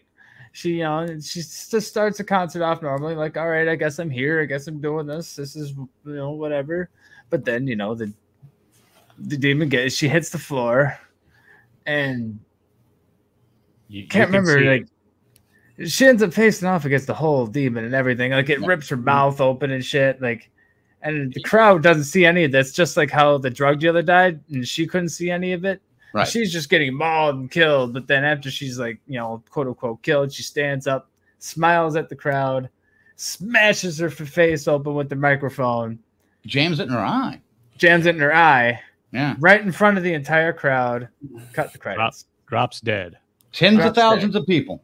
Yeah, everybody's screaming, and it shows their perspective as like it shows them, the crowd, as and then you just hear the smash, and then it cuts to her with the microphone like in her fucking eye. Now, granted, smile one, the demon opens up Rose's mouth and climbs inside, kind of like this one, but they did spend more time showing that this time, and it didn't look as great, I will admit. But looked like shit. It was CGI-ish, very much so. Right.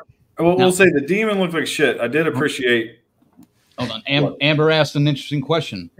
Was the Pizza Hut with the huge freezer even real, considering the ending? It's a good point because the guy was like, I'll be right back, and he never comes back. He's fucking gone. He fucked off. Well, no, even like Faye said, the demon told her none of this is real. Her mom's not dead. Right. It's all in her fucking mind, so. Right. So, go ahead, Colonel. Nah, fuck, now you guys got me distracted. I was still talking about the fucking freezer Pizza Hut. Jesus Christ. But no, like I said, Faye said it's not real. Okay, now I remember where I was at. So, while she's essentially choking, dying, where the demon's crawling in her mouth, so she can only see. So the demon looked like shit. It looked fucking awful. But I thought it was a really cool effect how the demon, because at first she saw herself with a smile, and the demon started crawling out. I loved how she was getting ripped apart. And her body was like hanging down like fucking Terminator 2 and still had the smile on its face. That half of the reveal was impressive. Like I said, the demon just looked like fucking shit, though. Shit. It's pretty similar to the original, but a little redder. A little wetter and redder, and it doesn't look cool. No. And I did have a gripe about the microphone in the eye. I've seen Till Lindemann bash his fucking forehead with a microphone a couple times at a Rammstein concert. I don't know how she'd be able to get that in her fucking eye and kill herself. I'm just saying. It was the other side. It wasn't like the it doesn't matter. Side. I still don't know. I don't see how it's possible. Man, she weighed about $110 soaking wet, man. Tarek says, producer, a Pizza Hut wouldn't have a freezer that big. Director, dream sequence, shut the fuck up. Yeah, pretty much. And that could just be it. It's not real. It's not real. It doesn't matter. All right.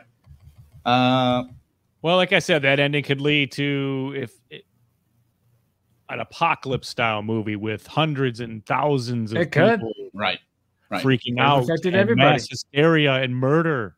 Oh, if because there's of 20,000, 30,000 people in that auditorium, and they're all cursed now. You want me to come back to see Smile 3? This is where I would like to see it go. But I lean more to what Crank said. It'll probably be a handful of people with problems in the crowd.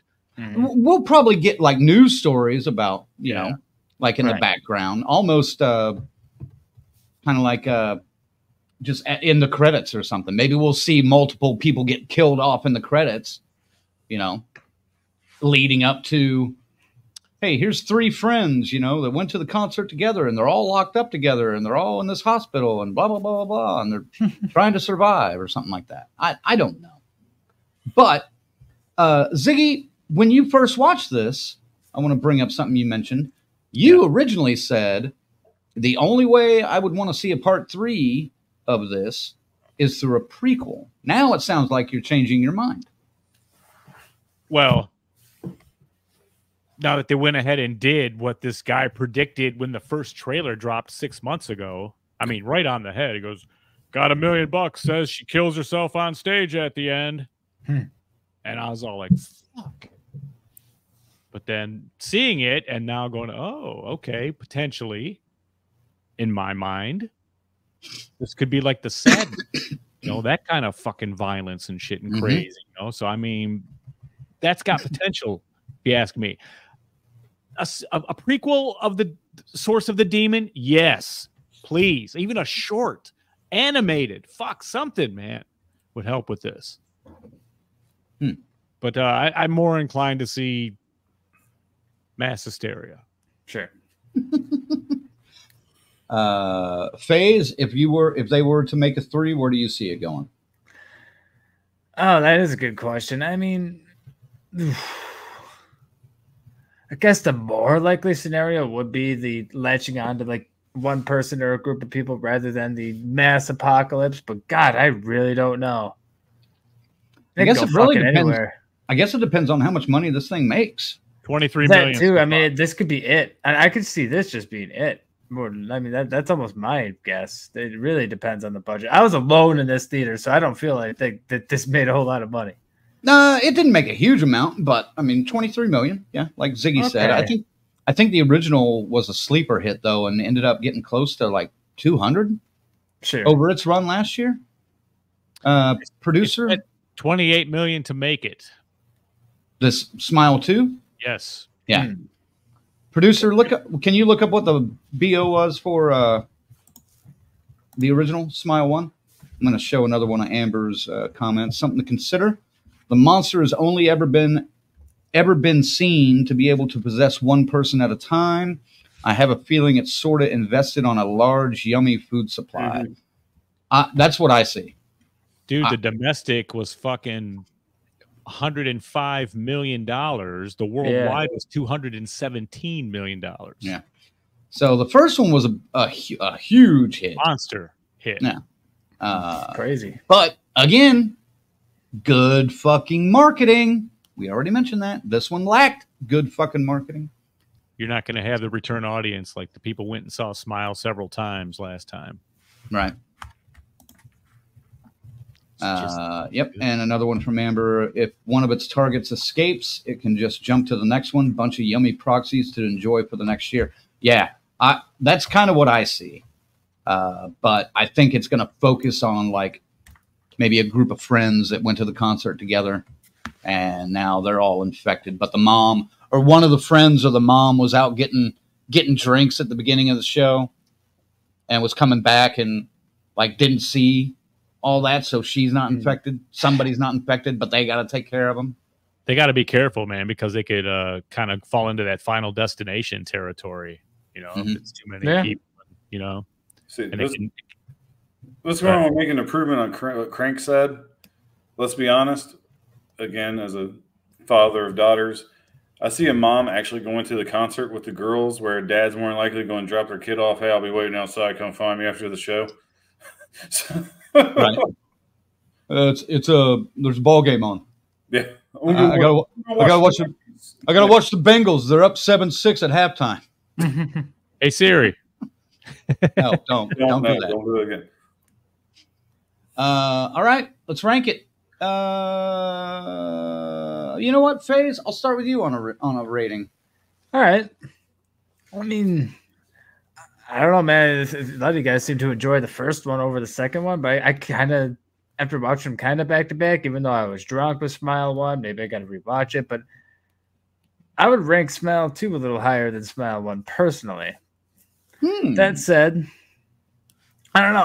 I really enjoyed that slow descent of Skye's character, and the jump scares were nice. I enjoyed those. The CGI didn't bother me. The occasional bad acting clearly didn't bother me because I didn't notice it if it was even there to begin with. Oh, it's there. Out of opinion. That's fair.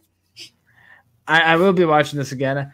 I walked out feeling like this is definitely potential for a top 5 for the year. Depending on, I mean, we're almost done with the year here, so I don't know, but that's just me. I mean, I want to give this an 8, a solid 8. Damn. All right, Colonel, where are you at on this one?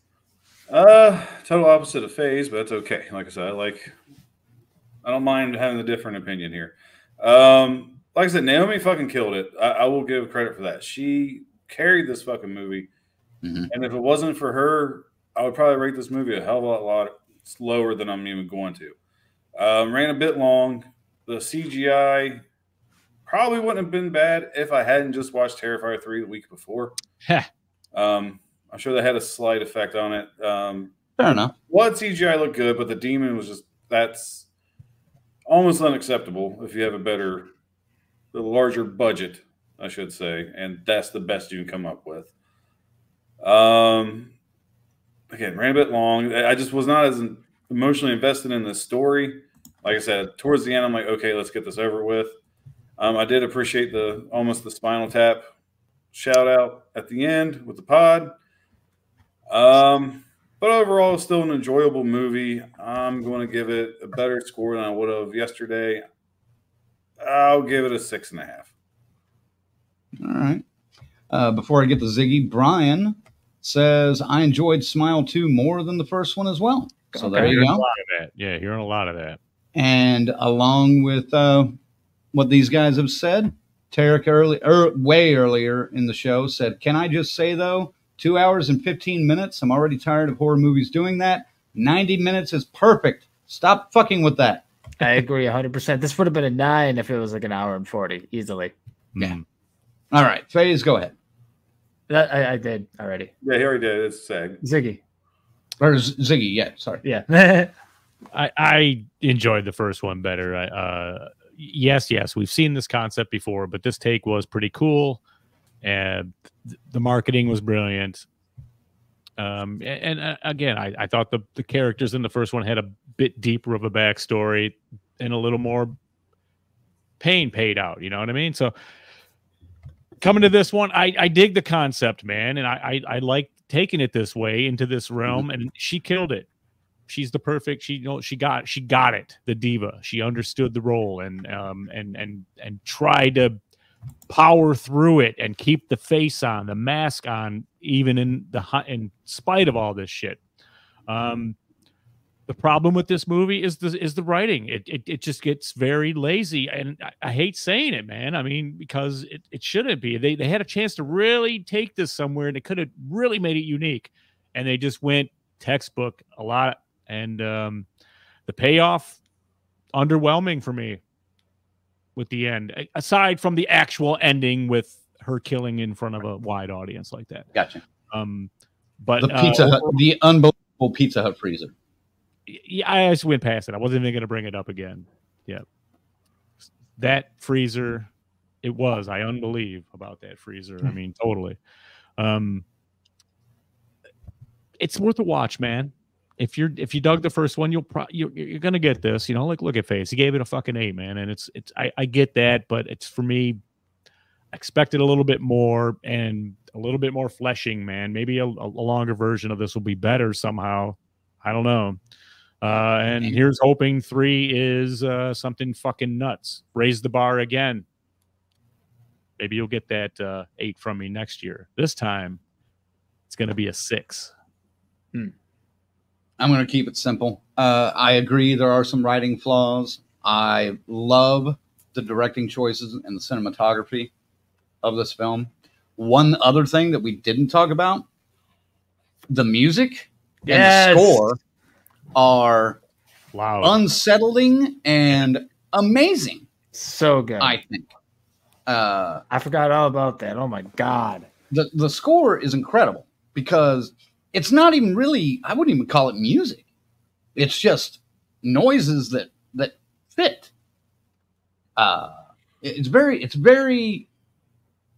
It fits the movie well, in my opinion. Dude, I'll even say during the credits, the first set of credits at the end was fucking really good. Yeah. And the moments of silence, of just flat silence, were well done. But the way this guy shoots stuff, I really dig. So I'm looking forward to when he gets out of this world. But I think we're going to get a 3 at some point. I didn't like this as much as I liked the first one, but I still enjoyed it. I'm giving it a 7, solid 7.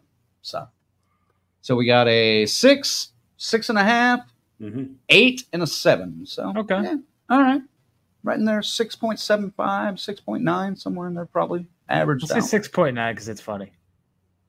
6.9. You just want to get the period out of there before you go diving in, though. Oh sure, why not? Okay. Yeah, sometimes the period makes it more fun. Oh, damn, Jesus Christ. That's like getting waterboarded at the same time. With that said, let's move on. Actually, let me, because Amber ranked it. She gave it a 10, 9 out of 10. Or no, she gave the original a 9 out of 10. And Smile 2 an 8.5. So just below. Nice. And she also says, probably going to give it another look-see next week with a couple more friends. I don't know if I would go back to the theater to see this one again, but I'll definitely watch it whenever it comes out on streaming again. Yeah. It's worth a second view. It just, I have to watch it again regardless anyway, because it's not banned or anything. Yeah, No. I got a teenage daughter who's going to want to see it. So. Oh yeah, there you go. Well, watching it regardless. There's a possibility of a friend of mine that wants to go see it that calls me up and says, "Hey, have you seen this?" I might go with them, but to see it again. But that's rare right now. All right, I'm going to hand it over to these gents because the two of them got to go to Lexington, Kentucky, and check out Scarefest Weekend 16, which was this weekend. So, Colonel, this is an hour away from you, correct? About an hour and 20, hour and a half. You drive slow, though. Okay. No, I was hitting 90. Zags. Yeah, man, he was flying, man. Colonel was, we was all fucking business, dude. We were like playing beat the clock with this fucking thing. Yeah. Because I was forced to. It's like, hey, I know you have fun at this King Diamond concert tonight. You're still pretty high, but we got to leave early in the fucking morning. I was like, fuck you. But like a good friend, I got my ass up early in the fucking morning to make sure we left early enough to make him happy. And it's a good thing we did. As a panel. It's a good thing we did. Yes. Because upon arrival there, we noticed that the line was already down here and there was a whole courtyard full, and we just kept going, and they were like, well, this way, down the steps, around the corner. And we're just like, what the fuck? And like every time you went to a new level, there was another catwalk of people, just a whole turnstile of fucking filled. Yeah. So, I mean, the third level we got to before we got into an actual line. Yeah. That we were supposed to self-govern ourselves to zigzag. I mean, apparently never heard of, like, ropes. No. Follow the line. Never fucking existed, apparently. Just got the guy going, if you can hear my voice, listen to me. Oh, my God. So the best part is, to get to where we had to go, they had people lining up a set of stairs. Well, I don't know about Zag, but I sure as fuck didn't see the other stairs on the other side. So you gotta like hop like 3 feet down to the next fucking level, dude. And dude, we're not young, we're not spring chickens anymore. My knees were fucking hurting after that second one. I know Zag's were too. But then we found the other set of stairs. All right, so we walked over, went down the stairs, got in line, and just had fun going fall, fall, fall. Anytime we see someone else trying to jump down these fucking steps, you'd see some people that maybe weren't in, let's just say not in tip-top shape trying to go down these giant steps, dude. That's a lawsuit waiting to happen. What the fuck? It was fucking hilarious, though, man. They get down one of them and go like, "Oh yeah, fuck that," and then he'd walk over to the other side of the step. We got the Colonel Jiggle. We got the Colonel Jiggle. Thinking about it, man. Oh my god, some of these people, I don't think they would have stopped fucking rolling, man. Need them. I'm like Indiana Jones. Need to hand out some carrots out there or something. Is that what we need to do? We're not bad people here, all right. I'm just telling you. I don't think there's anybody here that would have not laughed had this occurred in our presence, because it was just that funny. And people are like, we got to keep going this way. And then they're like, oh, here's the steps. And then you take the first one and it's like, oh, you stumble forward, because like shit. He says we're not bad people, but we kind of are because we were like hoping someone would fall. I just suggested, boy, if somebody does fall, it's going to be quite funny, Don't laugh. I could not have contained myself if someone fell.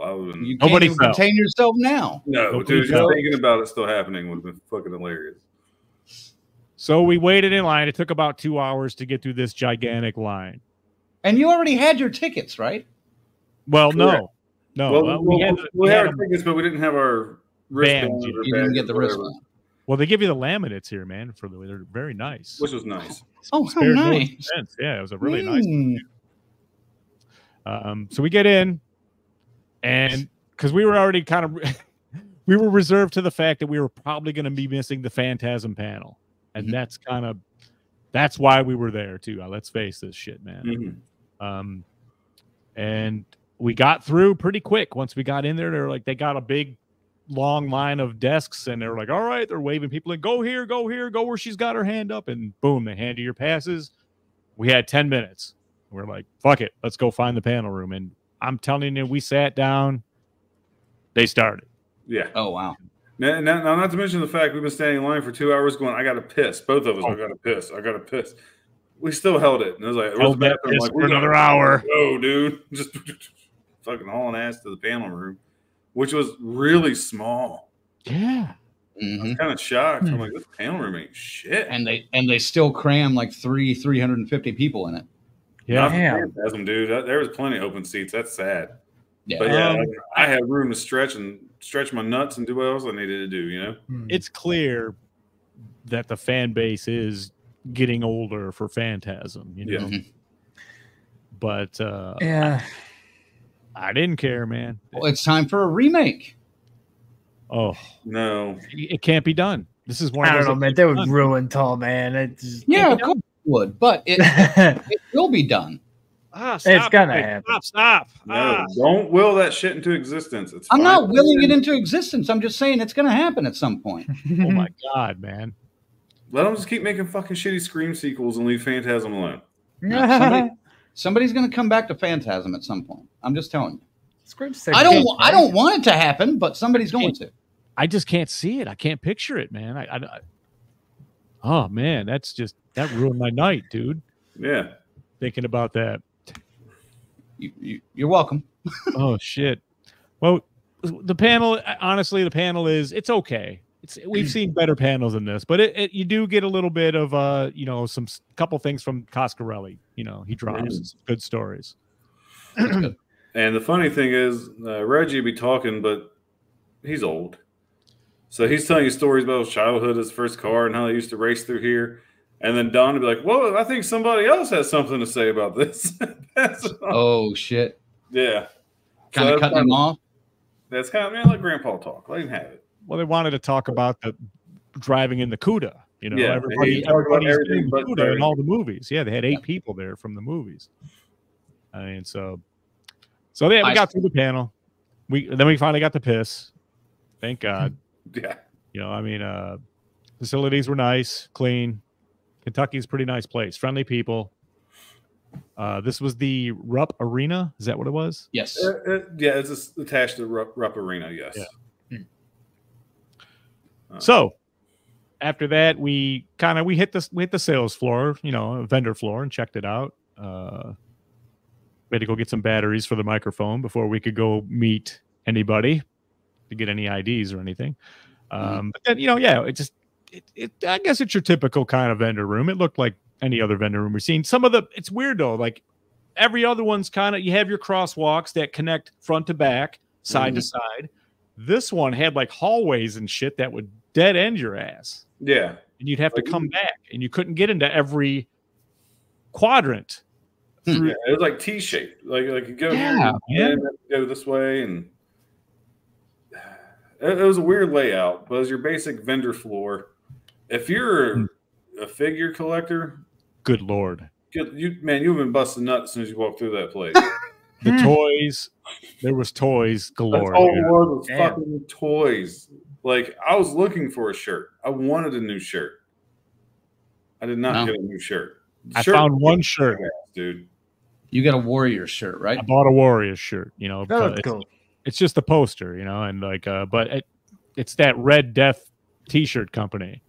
We've dealt with them before, and it's a real thick T-shirt too. It's nice, but honestly, yeah. Outside of if you're not into toys, though, there was some of the choices were limited. I thought with this particular con, All right. I've been told, I see it, Phase. I've been told make sure Ziggy shows us the new setup. It's behind me. I'll put the camera right on it. Okay, I'll just do it now. I mean, I can lean over like this here. Let me slide this over. Oh God, it's gonna get shaky. All right, let me hold it here. Check that shit out. Lids. Yes, but I got my Phantasm Mondo jacket signed. Nice. I got the Lavender Lady. I got Jody. I got, Baldwin, Michael Baldwin. We got Reggie, and we got Don to sign it. And man, I fucking love it. It looks great. And a sweet ass patch you got at Don's table. Nice. Nice. It's funny because one person was selling patches. He's like, "Yeah, but they charge $7. What the fuck?" Then was at Don's table and he's like, $10? I'm buying that. So I had to give him that. It was a tall man. What am I supposed to do? I know. I get it. It was just funny, man. It's like you're gonna bitch about $7, but pay 10 for one. Oh, yep. BK is you got a Warrior shirt, right? Isn't that what you said? I did, yeah. And BK says, and you didn't grab me one, dick? Yeah, I thought about it, and then I just said, well, but then we'll both have it. But don't worry, dude. That place gets all around. It was their newer shirts that they just printed. So it's going to be around. Don't worry. Yeah. This doesn't have anything to do about what you guys were really talking about, except maybe, needing to piss while you were at the panel room or anything. But Luke says, and I'm kind of curious about this, I'm the king of pissing in lines and no one knows. No one sees, and I don't pee on anyone. It sounds like one of those riddles I'm not supposed to know. What am I? I'm not sure I want to know. And now I'm not sure I ever want to be standing in line with you, Luke. I mean, no offense. I know, right? Fucking Cheech Chong over again. This guy's pissing on my leg. Some guy pissed on my leg. I'm staying away from that one, but I wanted to give you some props, I guess. I don't know. All right. When you gotta go, you gotta go, man. That's right. One of the things as an outsider that I heard, this was crowded as fuck. Dude, I said multiple times, this show is overbooked. Because if you looked at the celeb list, you would probably agree. And oversold. I get it. I know they're there to make money. It's a business. But Jesus Christ, it was like I said, my favorite saying, ass cracks to nut sacks, man. Like you had to literally fucking bulge through fucking people just to get through. There were some aisles that you would be going, you'd turn the corner and go, fuck that. And then we'll make our way back to that one. It'd just be blocked, completely blocked. It's like a whole fucking wall of people. Dude, just to try to get in Reggie's line was fucking insane. Like, and I can only imagine how it would have been, trying to get in, say, fucking Danielle Harris's line or Kane Hodder's line. Oh Jesus! Apparently, Dick Warlock had a really long line this weekend too. Yeah, I heard that too. I heard he was hard to get through. Everywhere in there, and it was just. It seemed like they should have been in like something in like that Indianapolis. That was that gigantic place we were at that one time. Well, the big convention center. That's what that one was too big for what they had. This one's definitely too small.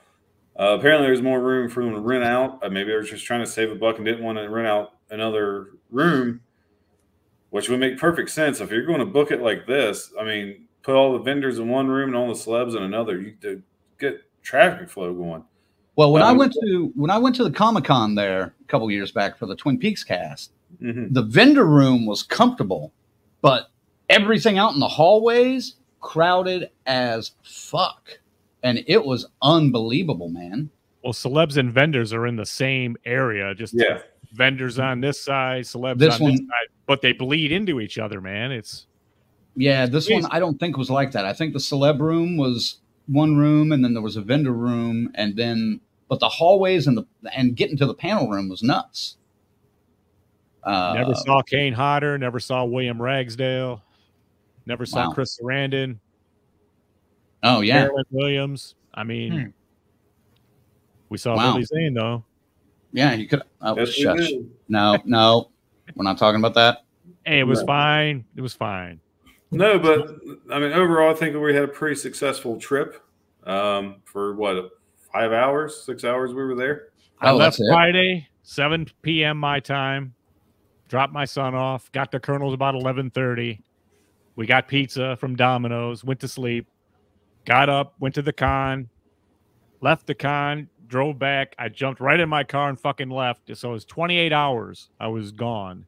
And 5 hours of that was convention. 10 hours driving. Wow. All right. That's not too bad, I guess.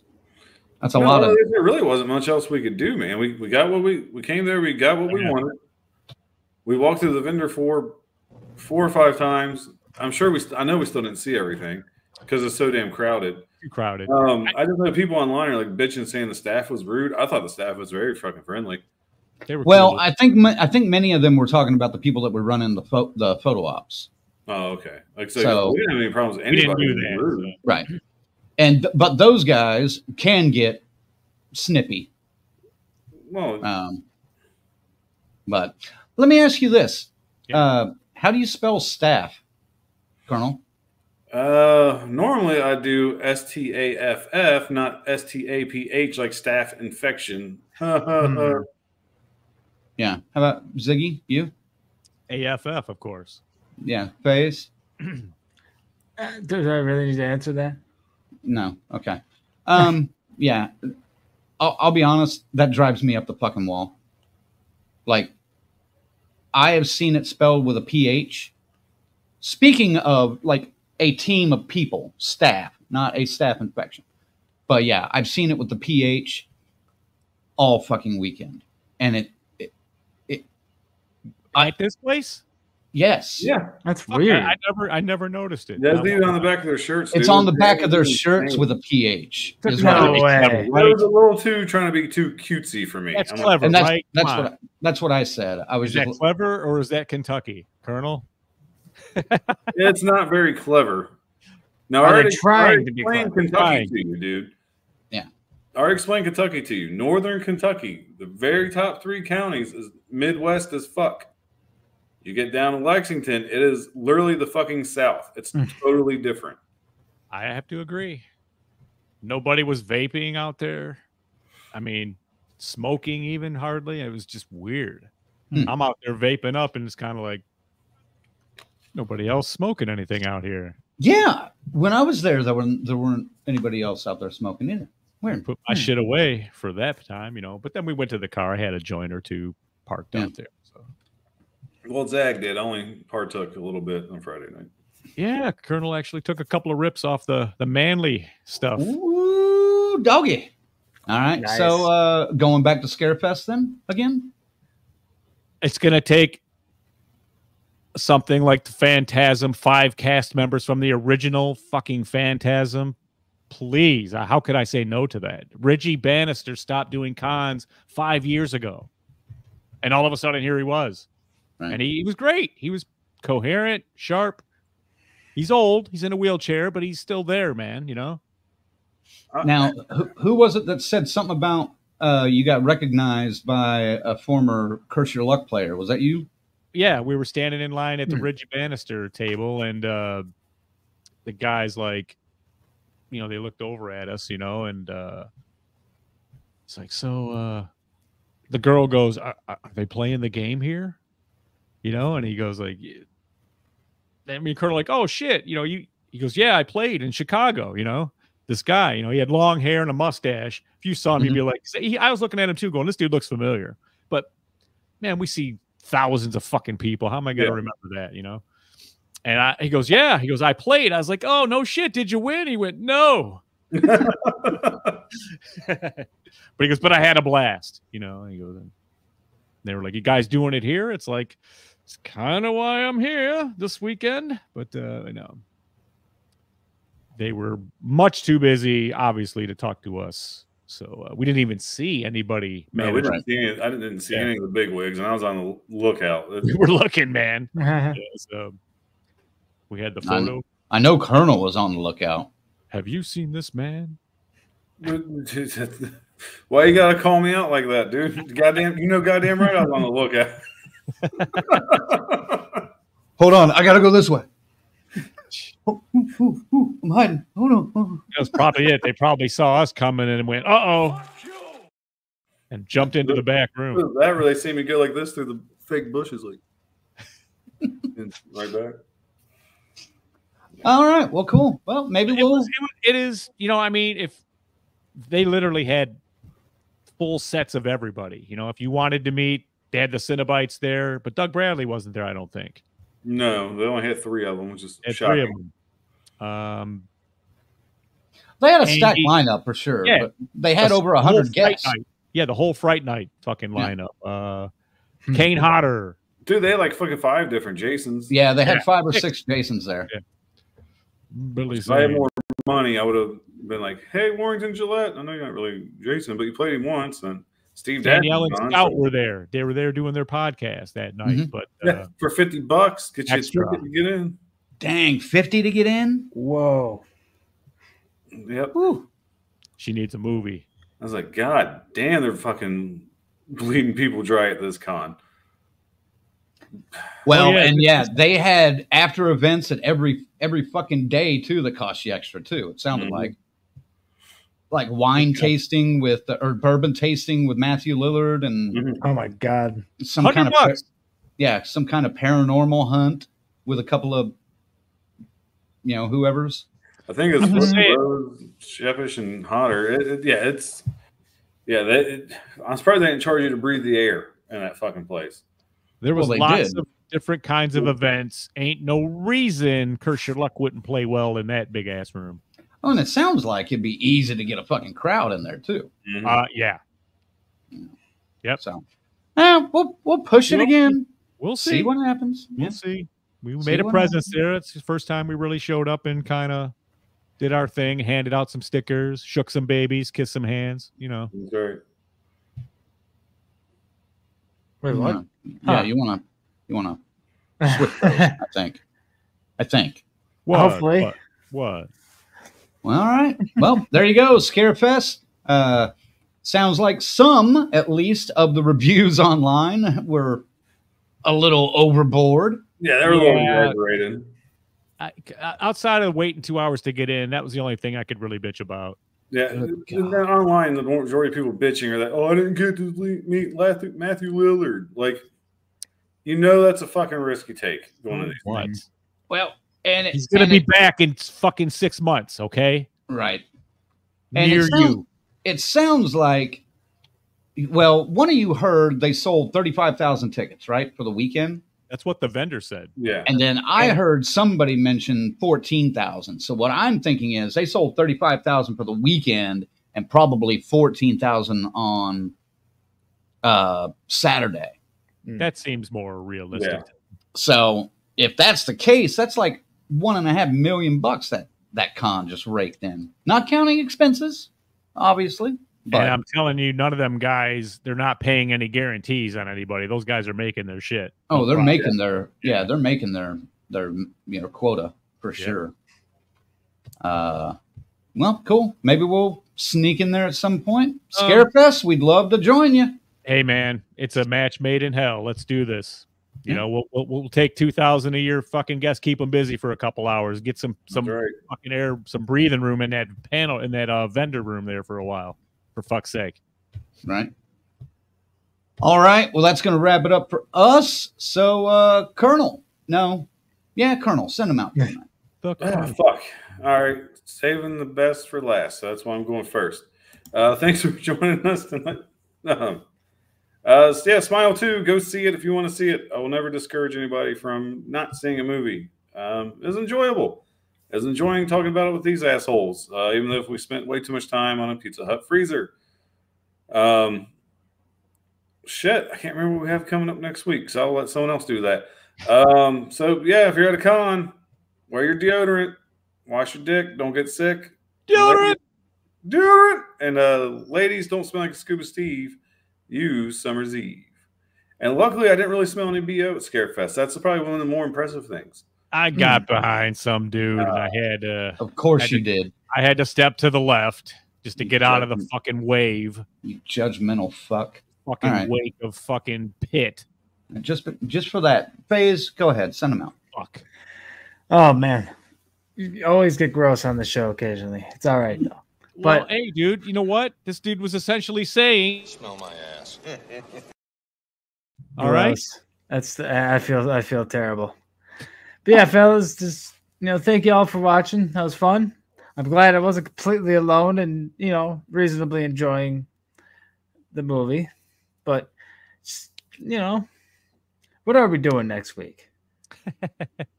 I'll tell you in a minute. Okay, fine. Crank will tell us in a minute. But yeah, just thank you all for watching, and we'll see y'all next week for whatever we're doing. Don't forget to thank the members. Of course not. Yeah, man. It's been cool the last couple of weeks and stuff, and getting out to New Mexico, and then now a couple of weeks later going to this one real quick. Oh hey, real quick. It's definitely a bucket list moment for me, meeting the Phantasm cast that remains. Now, I'll never meet Angus Scrimm. That hurts a little bit, but unforgetting, never. So got pictures all over here. That's good enough. We're gonna go with that. But yeah, man, Crank's gonna tell you what we're doing next week. I don't have any fucking idea either. So it's been crazy. So Crank, what's going on? We love you. We'll see you next week. Yep. All right. Well, first off, Lorena wants to know, Crank, you coming to Milwaukee? Probably. Not locked in stone, but probably. There is a convention, Milwaukee Horror Con, that's starting its inaugural year next March. And we didn't see him there. He was at Scarefest. I never He's saw there. Him. He was there, but yeah. Dude, well, you didn't see them. You didn't see the HorrorCon podcast. Right. We didn't see that. Yeah. The HorrorCon Lounge podcast. They were there too. Yeah. We Jeremy. saw a Slash and Cast, though. We saw Slash and Cast, but I was going to stop by and just say, like, hey, what the fuck? You guys going to be all right when they cancel Friday the 13th, the game? You know, you don't need a support group. We could probably start something. Not me. I'm an They would have looked at your shirts and been maybe, but and at the same time, we've got no beef, but we've never actually met them face to face. I was okay with it. I don't have any problem with those guys. We've met one of them. We met one of them somewhere. I can't remember where, but we met. It wasn't Riley. It was the other guy, wasn't it? No, I think it was Riley. Did we meet Riley? Was it in Connecticut? He wasn't there. At Horror Hound one year. You're right. Yes, I do remember meeting him. Because we were talking with somebody else and he walked up and interrupted and pulled him away. And I was like, nope, that tells me everything I need to know. I don't remember that. I'm not saying it didn't happen. I just don't remember it. It was like one of the first ones that I went to. I want to say. That was probably 20. I think it was Indy. It had to have been Indy then. That was the first horror hound you did go to, I thought. Yeah, I think it was the indie one. 2019 then. Anyway. Yeah, they were there. You know, they had a little booth out there outside of the panel rooms, and sure they did. Anyway. Yeah, thanks for our final girls and guys. Christy, FaZe, Lorena. Girls. Yeah, our final girls. Christy, FaZe, Lorena, BD, Alex, and Robert. Our Crazy Ralph's Bell's Fancy Creations, Dr. Smiley, Raymond, and the whole damn enchilada pod. And, of course, our camp counselors, Adam, Corey, Christy, Luke, Jimmy and Rachel, Stacy Lynn, Orlando, Chuck Schick, Dave, Patricia, Kristen, and JJ.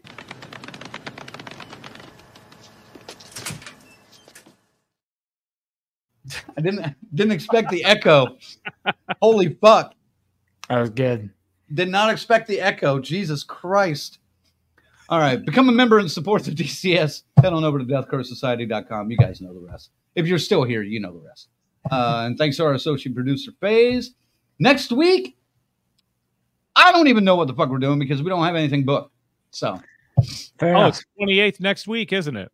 Yeah, we got to figure it out still. Yeah. Oh, it is. Yeah. I got a line out to those guys. I thought okay. We'll see. We might have a guest. All right. Yeah. Well, yeah. That's why I've been harping on it for 4 weeks. You say no. Anyway. Changed on me. But yes, we'll be doing something. If it's not that, we'll think of something else cool. Yeah. Who knows what the hell we're doing. But yeah, we don't have anything booked. We don't have anything planned. So it's kind of up in the air. But we'll be here for sure. It'll be worth it. Yeah, whatever it is. Anyway, that's it for us. Tune in for the mystery next week. It's for the FaZe. The grab bag. For the FaZe, for Zigzag, for the Colonel, Red Crank, DCS out. Woo! Rock and roll!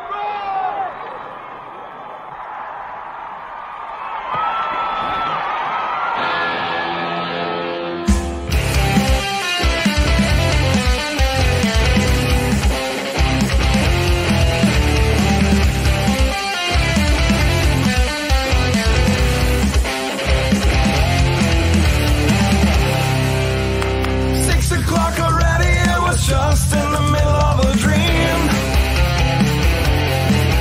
I was kissing Valentino by a crystal blue Italian stream. But I can't be late, 'cause then I guess I just won't get paid. These are the days when you wish your bed was already made. It's just another manic Monday. It was Sunday, 'cause that's my fun day. I don't have to run day. It's just another manic Monday. I wish it was Sunday, 'cause that's my fun day. It's just another manic Monday.